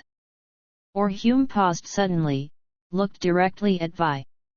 I have a vague feeling that you were able to keep going a lot better than I was. That's so? Some of the time, Vi admitted. That checks. Part of me knew what was going on, but was helpless while that other thing, his smile of moments earlier, was wiped away. There was a chill edge in his voice, picked over my brains, sorted out what it wanted. Vi shook his head. I didn't feel that way. Just thick-headed, as if I were sleepwalking and yet awake. So it took me over, but didn't go all the way with you. Why? Another question for our list. Maybe Wastex fixed it so I couldn't be brain-picked, as you call it, Vi offered. Hume nodded. Could be, would well be. Come on. He pressed the pace now. Vi turned to look down the slope suspiciously. Had Hume another warning of menace out of the wood? He could sight no movement there. And from this distance the lake was a topaz sheet of calm which could hide anything. Hume was already several paces ahead, scrambling as if the valley monsters were again on their track. What's the matter? Vi demanded, as he caught up. Night coming. Which was true. Then Hume added, if we can reach the flitter before sunset, we'll have a chance to fly over the lake down there, to make a taping of it before we go. The energy of the tablets strengthened them so that by the time they reached the crevice door they were moving with their former agility. For a single second Hume hesitated before that slit, almost as if he feared the test he must make. Then he stepped forward, and this time into freedom. They reached the ledge where the flitter perched just as they had seen it last. How long ago that had been they could not have told, but they suspected that days of haze hung in between. Vi searched the sky. No globes winking there, just the flyer alone. He took his old seat behind the pilot, watched Hume test the relays and responses in the quick rundown of a man who has done this chore many times before. But the other gave a little sigh of relief when he finished. She's all right, we can lift. Again they both looked aloft, half fearing to see those malignant herders wink into being to forbid flight. But the sky was as serenely clear of even a drifting cloud as they could hope. Hume pressed a button and they arose vertically with an even progress totally unlike the leap which had taken them out of Was Camp. Well above the cliff wall they hovered, and were able to see below the round bowl of the valley prison. Hume touched controls, the flitter descended slowly just above the center of the lake. And from this position they were able to sight the other peculiarity of that body of water, that it was perfectly oval in shape, far too perfect to be an undeveloped product of nature. Hume took a round disc from his equipment belt, fitted it carefully into a slot on the control board and pressed the button below. Then he sent the flitter in a weaving zigzag course well above the surface of the water, so that eventually the flyer passed over every foot of its surface. And from above, in spite of the turgid quality of the liquid, they could see what did rest on the bottom of that oval. The wall with its sharp corner, which Vi had noted from shore level, was only part of a water-covered erection. It made a design when seen from overhead, a six-pointed star surrounding an oval, and in the midst of that oval a black blot which they could not identify. Hume brought the flitter over in one last sweep. That's it. We have a full taping. What do you think it is? A device set there by an intelligent being, and set a long time ago. This valley wasn't arranged overnight, 6 months ago or even a year ago. We'll have to let the experts tell us when and for what reason. Now, Let us head for home. He brought the flitter up and over the valley wall, flying southwest so that they passed over the gap which was the main entrance to the trap. And now he tried the comm unit, endeavoring to pick up a signal on which they could beam in for a safe ride. That's odd. Under Hume's control the direction finder passed back and forth without bringing any answering code click from the mic. We may be too far in the mountains to pick up the beam. I wonder. He swept the needle in another direction, slightly to the left. A crackle spat from the mic. Vi could not read code, but the very fury and intensity of that sound suggested panic, even terror. What's that? Hume spoke without looking away from the control board. Alarm. From the safari? No was. For a long second Hume sat very still, his fingers quiet. The flitter was on the automatic course, taking them out of the mountains, and Vi thought that their airspeed was such they were already well removed from that sinister valley. Hume made a slight adjustment to a dial, and the flitter banked, coming around on another course. Once more he spun the finder of the comm. This time he was answered with a series of well-spaced clicks which lacked the urgency of that other call. Hume listened until the code rattled into silence again. They all right at the safari camp. But Was is in trouble. So what does that matter? Vi wanted to know. It matters this much. Hume spoke slowly as if he must convince himself as well as Vi. I am the guild man on Jumala, and the guild man is responsible for all civs. You can call him your client. Hume shook his head. No, he's no client. But he's human. It narrowed down to that when a man was on the frontier worlds humans stood together. Vi wanted to deny it, but his own emotions, as well as the centuries of age-old tradition, argued him down. Was was a Veep, one of the criminal parasites dabbling in human misery along more than one solar lane. But he was also human and, as one of their own species, had his claim on them. Vi watched Hume take over the controls, felt the flitter answer another change of course, then heard the frantic yammer of the distress call as they leveled off to ride its beam into the hidden camp. Automatic. Hume had turned down the volume of the receiver so that the clicks in the mic no longer were so strident. Set on maximum and left that way. They had a force barrier around the camp and they knew about the globes and the watchers. Vi tried to imagine what had happened in that woods clearing. The barrier might have shorted. And without the flitter they would have been pinned. Could have taken off in the spacer. Was doesn't he have the reputation of letting any project get out of his hands? Vi remembered. Oh, your billion credit deal. To his surprise Hume laughed. Seems all very far and out of orbit now, doesn't it, Lancer? Yes, our billion credit deal, but that was thought out before we knew there were more players around the table than we counted. I wonder.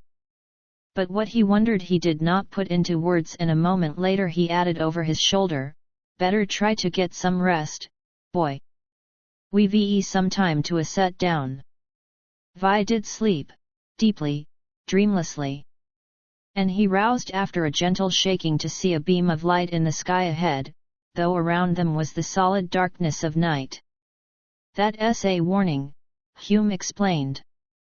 And I can't raise any reply from the camp except a repeat of the distress call. If there is anyone there now, he can or one answer.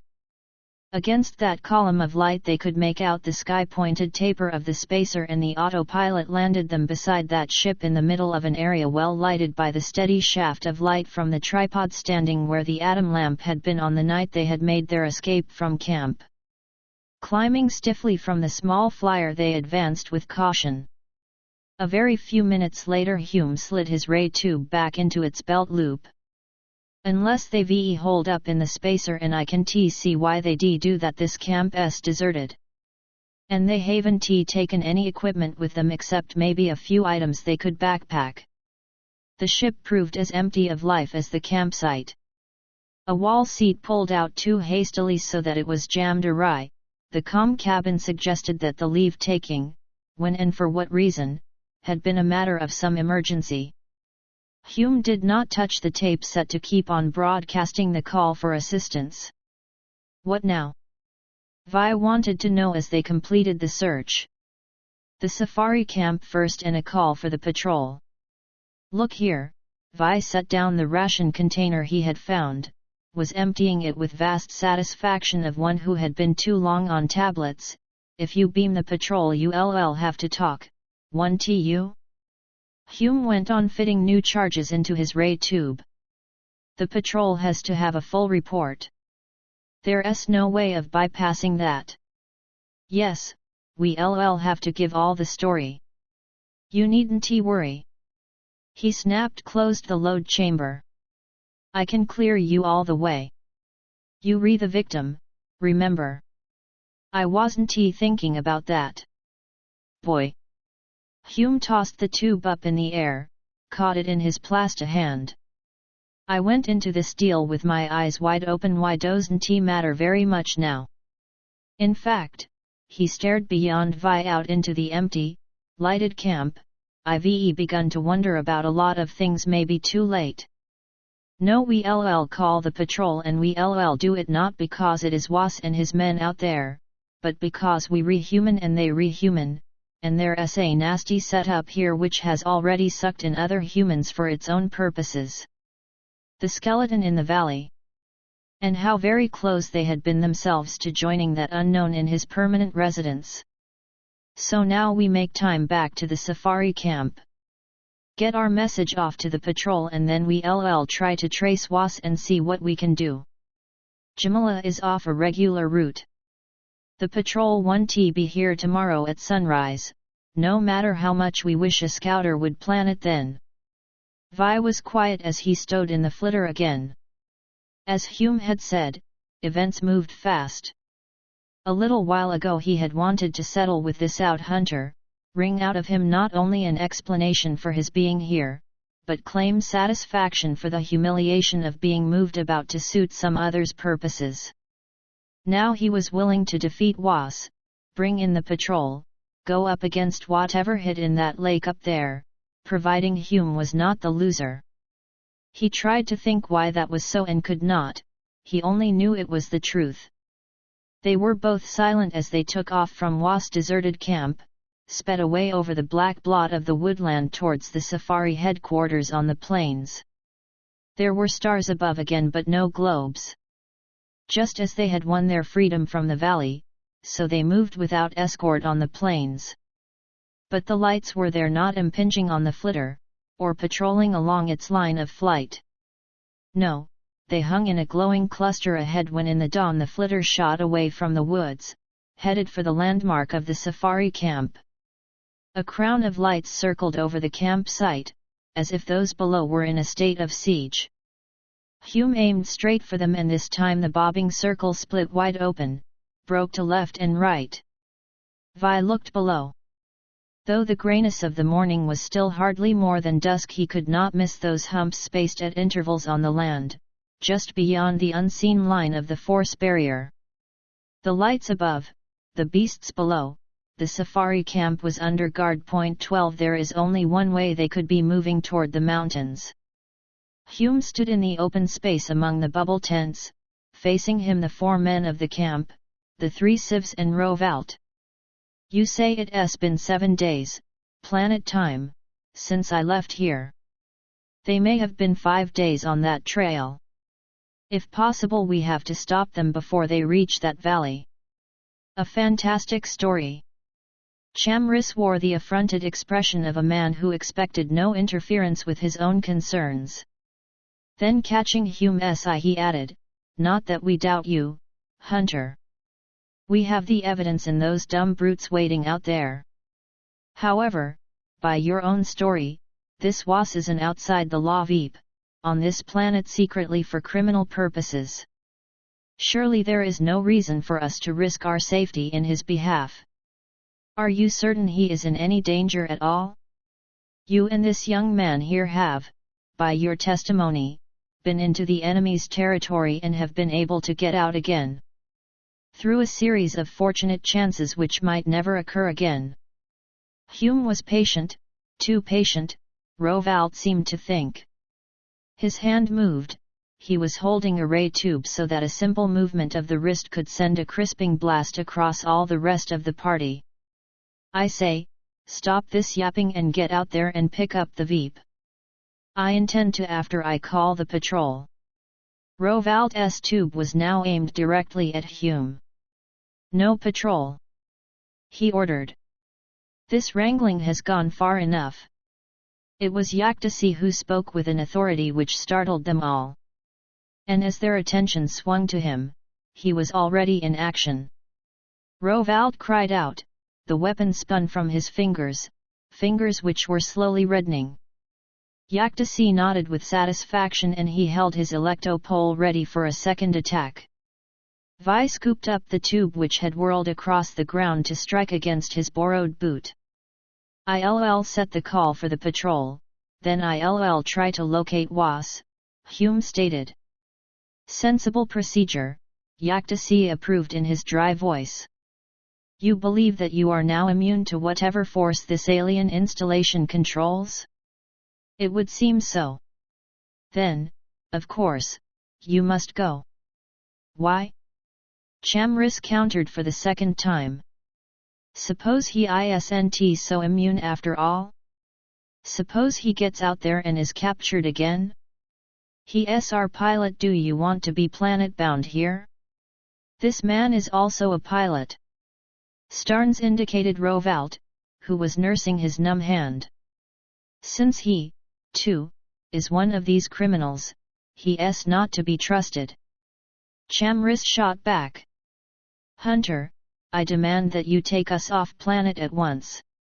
And it is only fair to inform you that I also intend to prefer charges against you and against the guild. Empty world.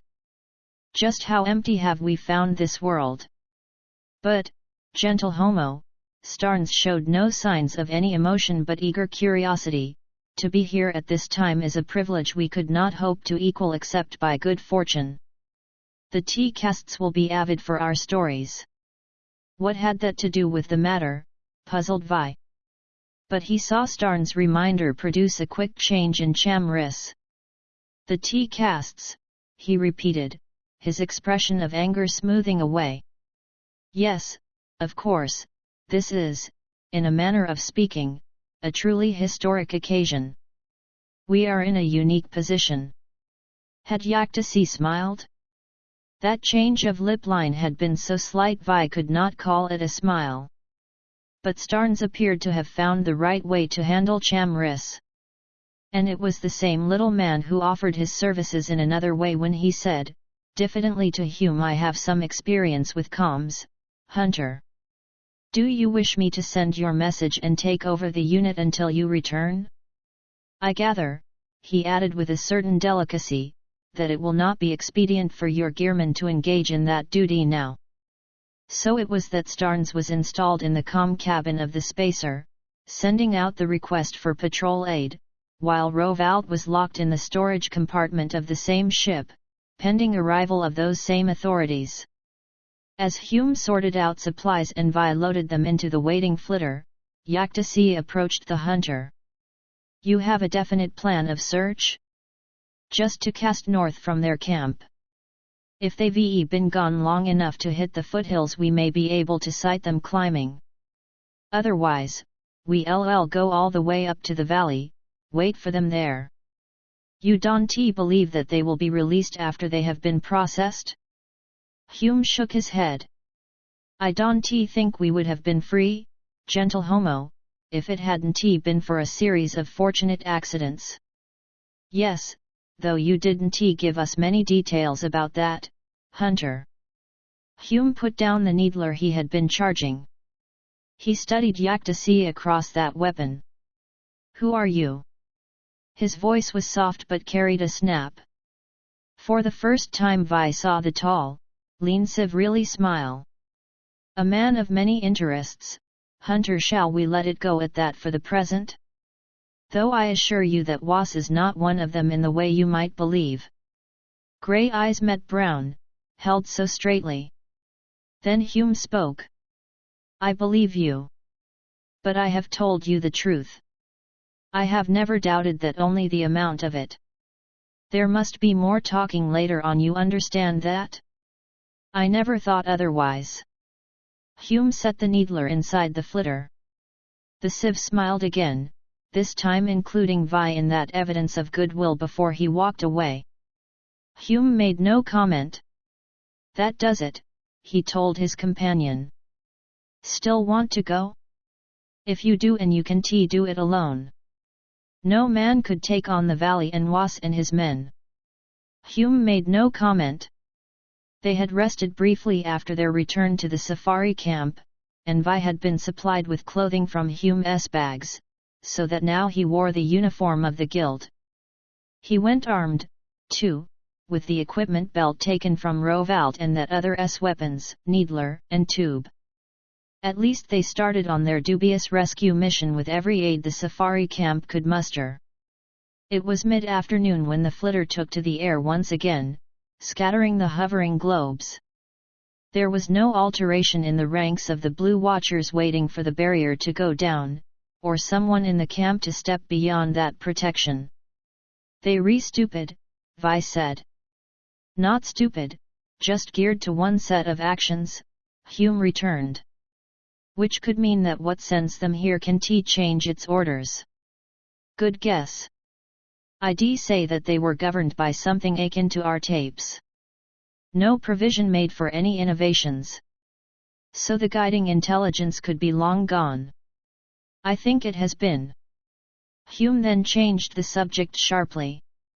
How did you get into service at the Starfall? It was hard now to think back to Nahuatl as if the Vi Lancer who had been swamper in that den of the port town was a different person altogether. In that patch of memories into which Rynch Brody still intruded, he hunted for the proper answer. I couldn't hold the state jobs. And once you get the habit of eating, you don't starve willingly. Why not the state jobs? Without premium they all low-rung tenders places. I tried hard enough. But to sit pressing buttons when a light flashed, hour after hour. Vi shook his head. They said I was too erratic and gave me the shove. One more move on and it would have been compulsive conditioning. I turned port drift instead. Ever thought of trying for a loan premium? Vi laughed shortly. Loan premium? That's a true fantasy if you've been job hopping. None of the companies will take a chance on a man with an in-and-out record. Oh, I tried. That memory arose to the surface, clear and very chilling. Yes, he had tried to break out of the net the law and custom had put around him from the day he had been made a state child. No, it was conditioning, or port drift. And you chose port drift? I was still me as long as I stayed away from conditioning. Then you became Rynch Brody in spite of your flight. No, well, maybe, for a while. But I am still Vi Lancer here. Yes, here. And I don't think you'll have to worry about raising a premium to get a new start. You can claim victim compensation, you know. Vi was silent, but Hume did not let him remain so. When the patrol arrives, you put in your claim. I'll back you. You can That's where you mistaken, Hume told him crisply. I've already taped a full story back at the Spacer. It's on record now. Vi frowned. The hunter seemed determined to ask for the worst the patrol or the planet police back on Nahuatl could deal out.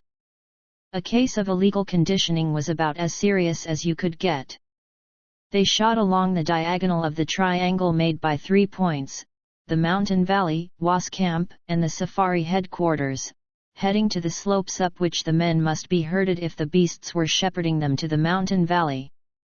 Vi, surveying the forest thick below, began to doubt they would ever be able to pick them up before they reached the valley gate.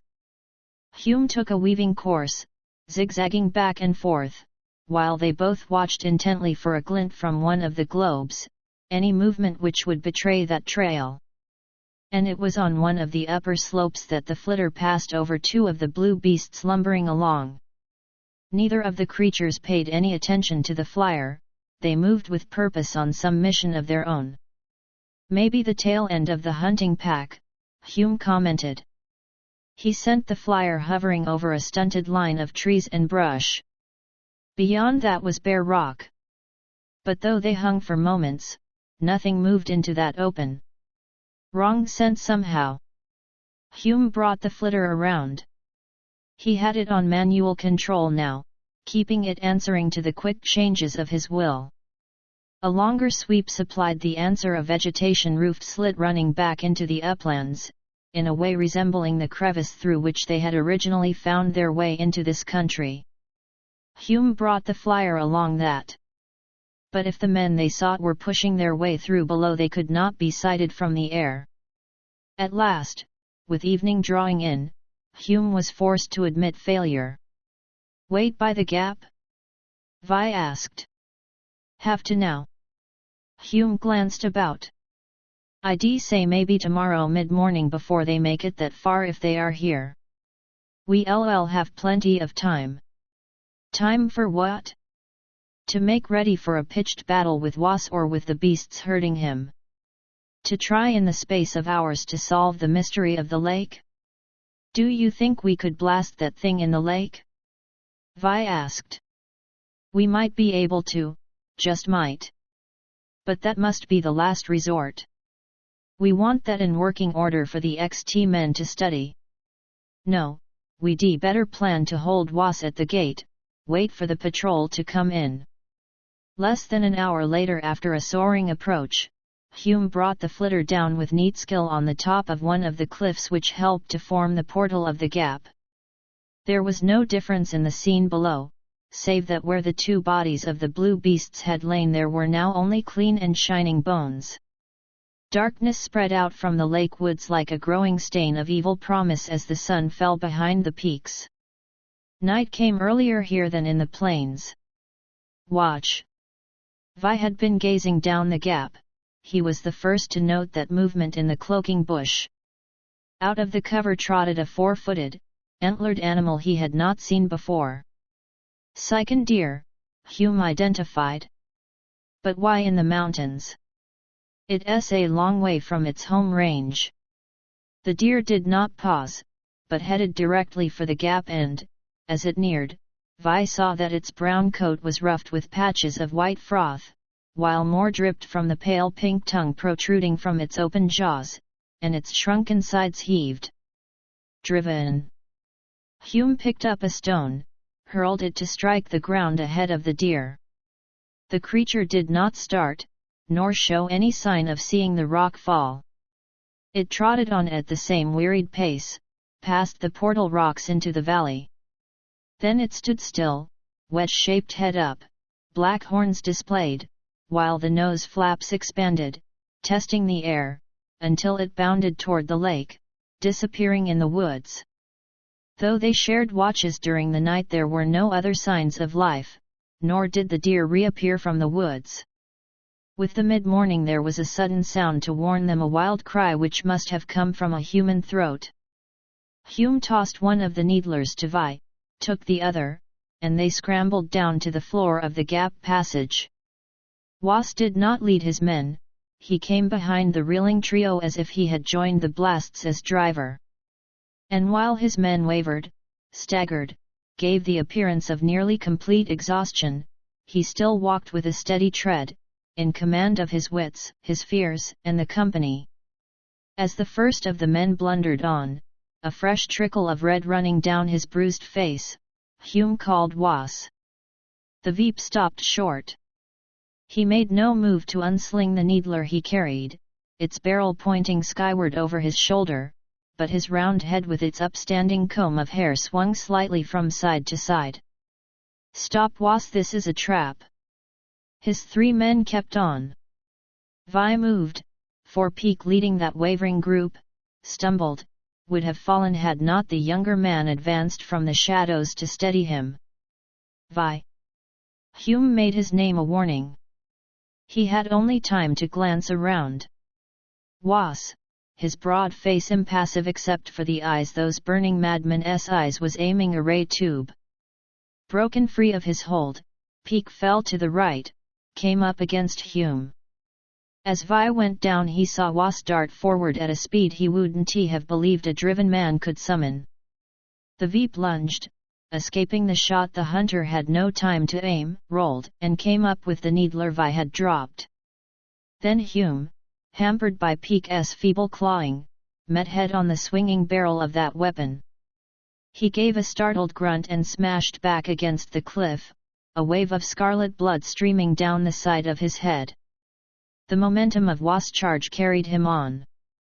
He collided with his men, and the last thing Vi saw was the huddle of all four of them, flailing arms and legs, spinning on through the gate into the valley with Was hoarse, wordless shouting, bringing echoes from the cliff's point 13. He lay against a rock, and it was quiet again, except for a small whimpering sound which hurt, joined with the eating pain in his side.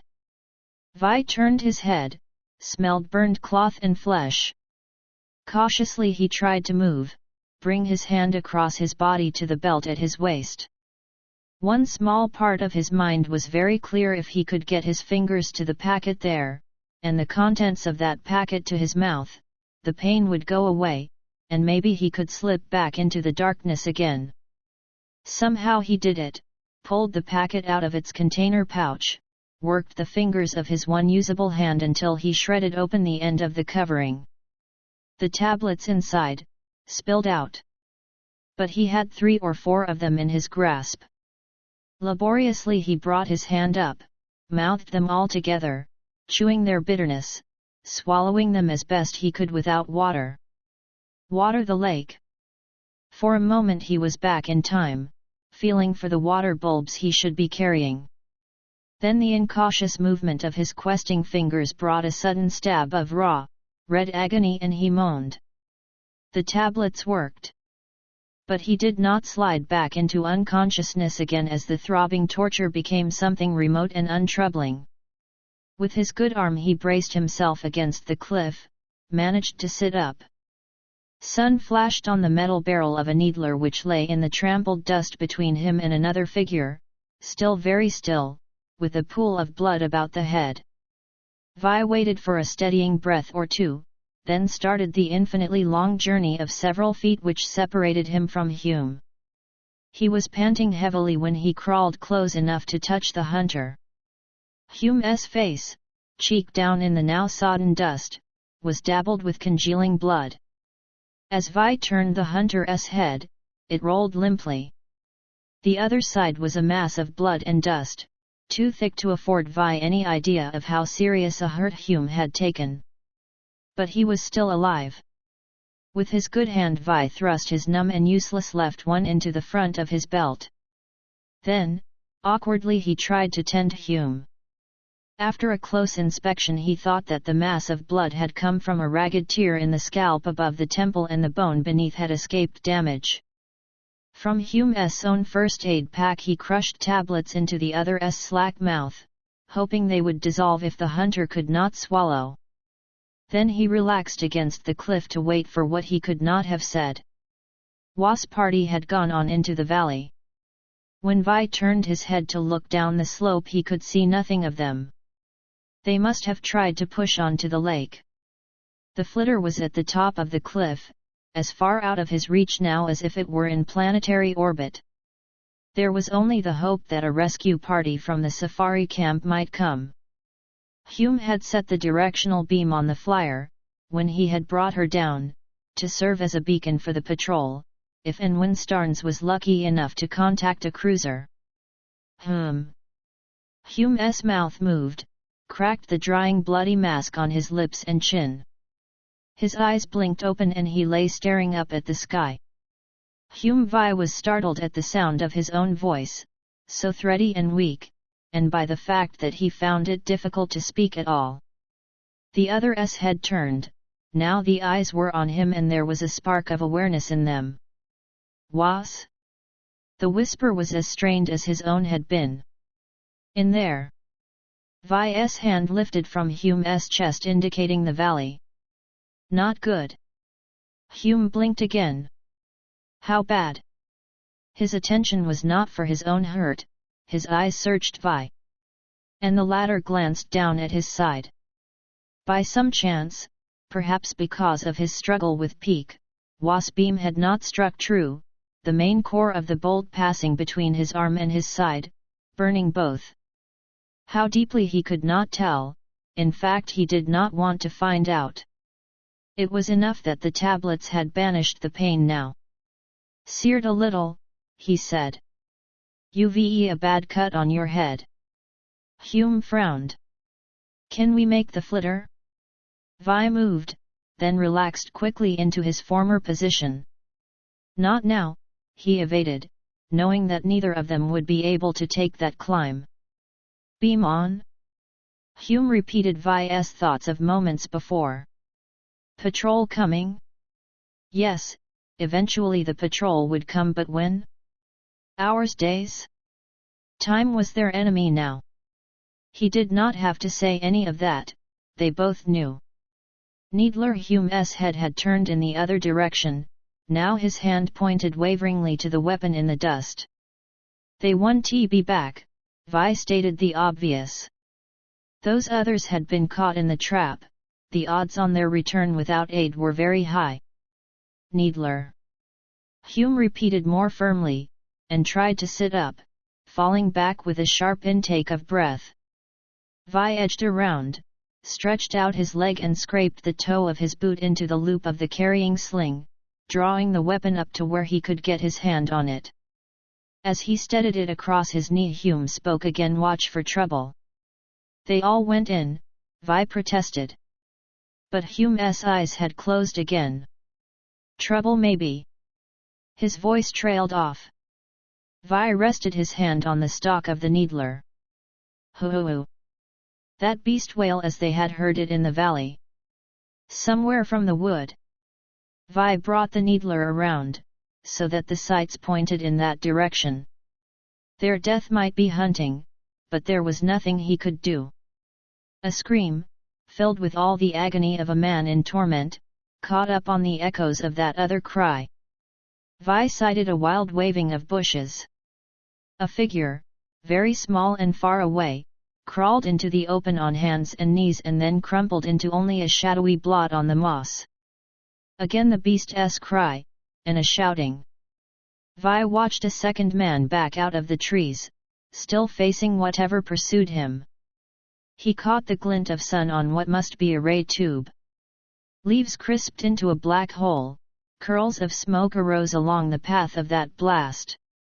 The man kept on backing, past the inert body of his companion, glancing now and then over his shoulder at the slope up which he was making a slow but steady way. He no longer rayed the bush, but there was the crackle of a small fire outlining the ragged hole his beam had cut. Back 2 strides, 3. Then he turned, made a quick dash, again facing around after he had gained some yards in the open.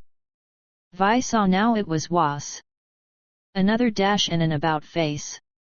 But this time to confront the enemy. There were 3 of them, as monstrous as those Vi and Hume had fought in the same place. And one of them was wounded, swinging a charred forepaw before it, and giving voice to a wild frenzy of roars. Was leveled the ray tube, centered sights on the beast nearest to him.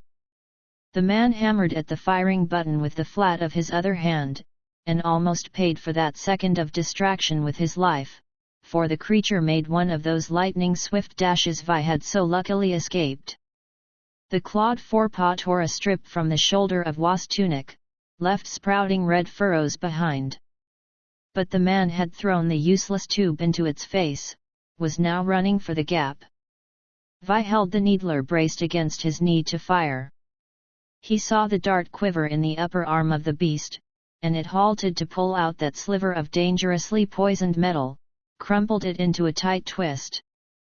Vi continued to fire, never sure of his aim, but seeing those slivers go home in thick legs, in outstretched forelimbs, in wide, pendulous bellies. Then there were 3 blue shapes lying on the slope behind the man running straight for the gap. Was hit the invisible barrier full force, was hurled back, to lie gasping on the turf, but already raising himself to crawl again to the gateway he saw and could not believe was barred. Vi closed his eyes. He was very tired now, tired and sleepy. Maybe the pain pills were bringing the secondary form of relief. But he could hear, just beyond, the man who beat at that unseen curtain, first in anger and fear, and then just in fear, until the fear was a lonesome crying that went on and on until even that last feeble assault on the barrier failed.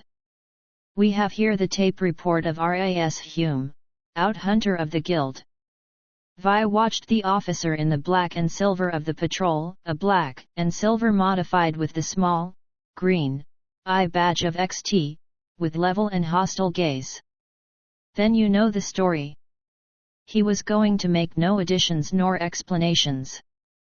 Maybe Hume had cleared him. All right, that was all he would ask, to be free to go his way and forget about Jumala and Ras Hume. He had not seen the hunter since they had both been loaded into the patrol flitter in the gap.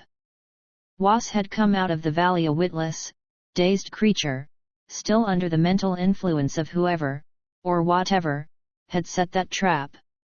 As far as Vi knew, the Veep had not yet recovered his full senses. He might never do so. And if Hume had not dictated that confession to damn himself before the patrol, he might have escaped. They could suspect, but they would have had no proof. You continue to refuse to tape? The officer favored him with one of the closed-jaw looks Vi had often seen on the face of authority. I have my rights. You have the right to claim victim compensation, a good compensation, Lancer. Vi shrugged and then winced at a warning from the tender skin over ribs. I make no claim, and no tape, he repeated. And he intended to go on saying that as long as they asked him. This was the second visit in 2 days and he was getting a little tired of it all. Perhaps he should do as prudence dictated and demand to be returned to Nahuatl. Only his odd, unexplainable desire to at least see Hume kept him from making the request they would have to honor. You had better reconsider. Authority resumed. Rights of person. Vi almost grinned as he recited that. For the first time in his pushed-around life he could use that particular phrase and make it stick. He thought there was a sour twist to the officer's mouth, but the other still retained his impersonal tone as he spoke into the intership comm. He refused to make a tape. Vi waited for the other's next move. This should mark the end of their interview. But instead the officer appeared to relax the restraint of his official manner. He brought a Vivroot case from an inner pocket, offered a choice of contents to Vi, who gave an instant and suspicious refusal by shake of head. The officer selected one of the small tubes, snapped off the protecto nib, and set it between his lips for a satisfying and lengthy pull.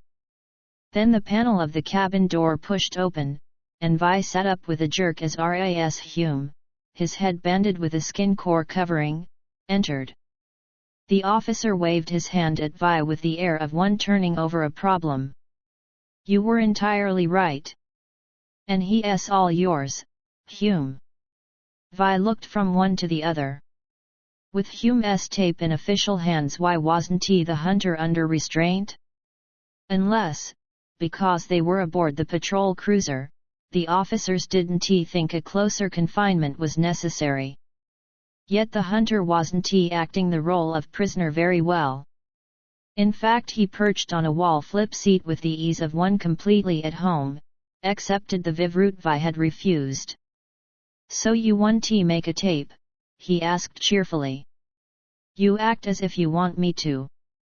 Vi was so completely baffled by this odd turn of action that his voice came out almost plaintively. Seeing as how a great deal of time and effort went into placing you in the position where you could give us that tape, I must admit some disappointment. Give us? Vi echoed. The officer removed the Vivroot from between his lips. Tell him the whole sad story, Hume. But Vi began to guess. Life in the starfall, or as port drift, either sharpened the wits or deadened them.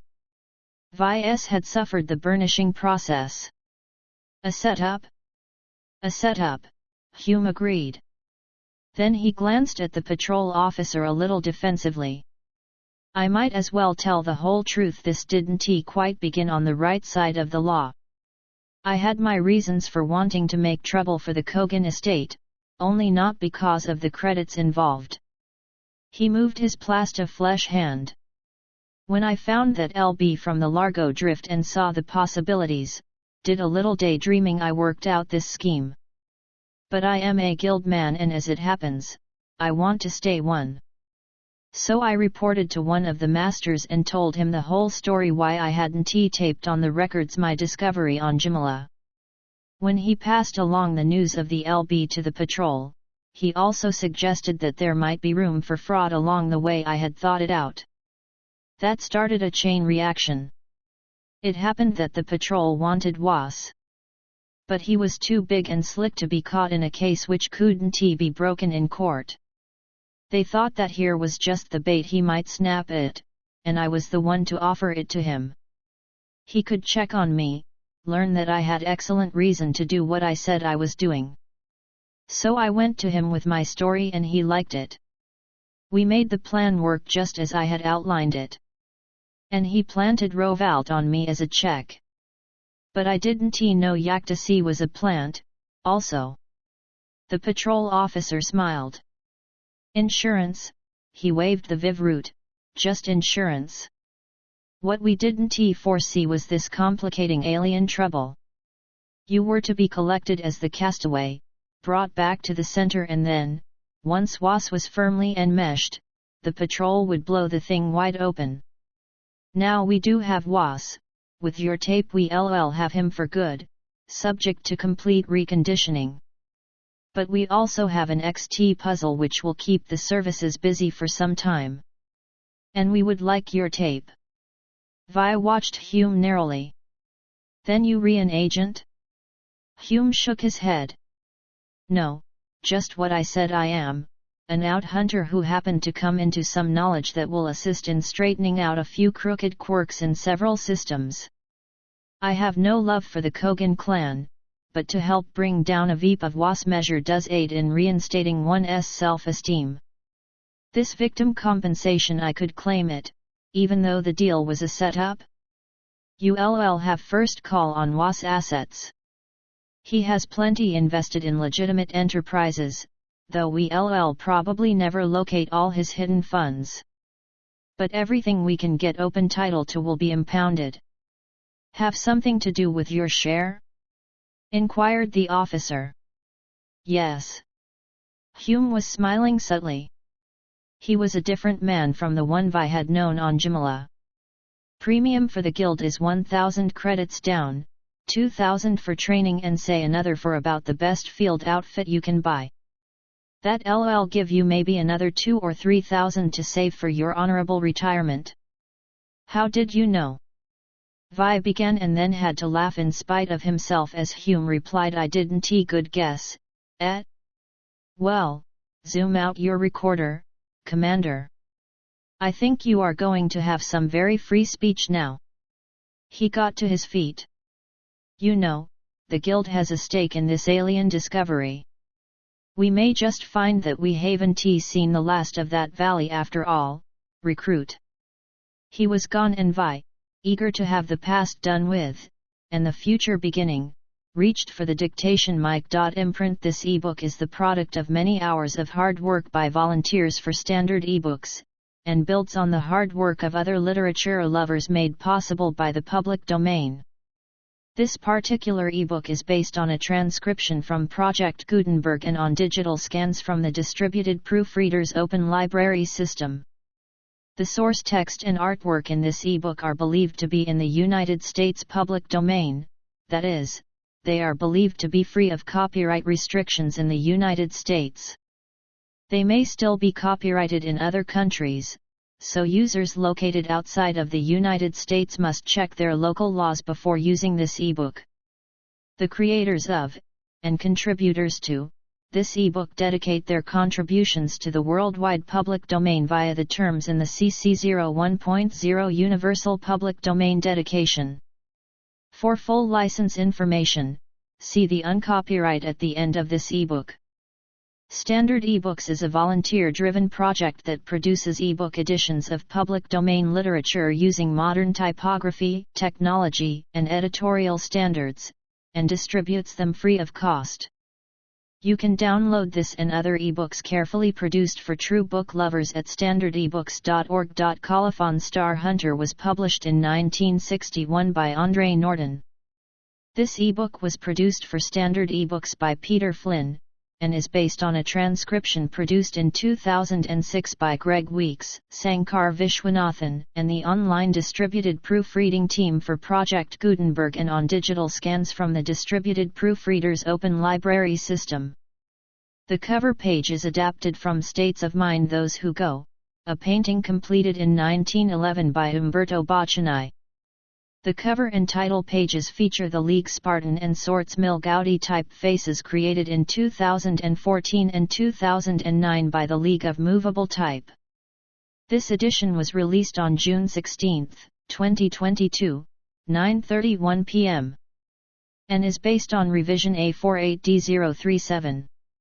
The first edition of this ebook was released on October 9, 2018, 10:53 p.m. You can check for updates to this ebook, view its revision history, or download it for different e-reading systems at standardebooks.org. eBooks Andre Norton Star Hunter.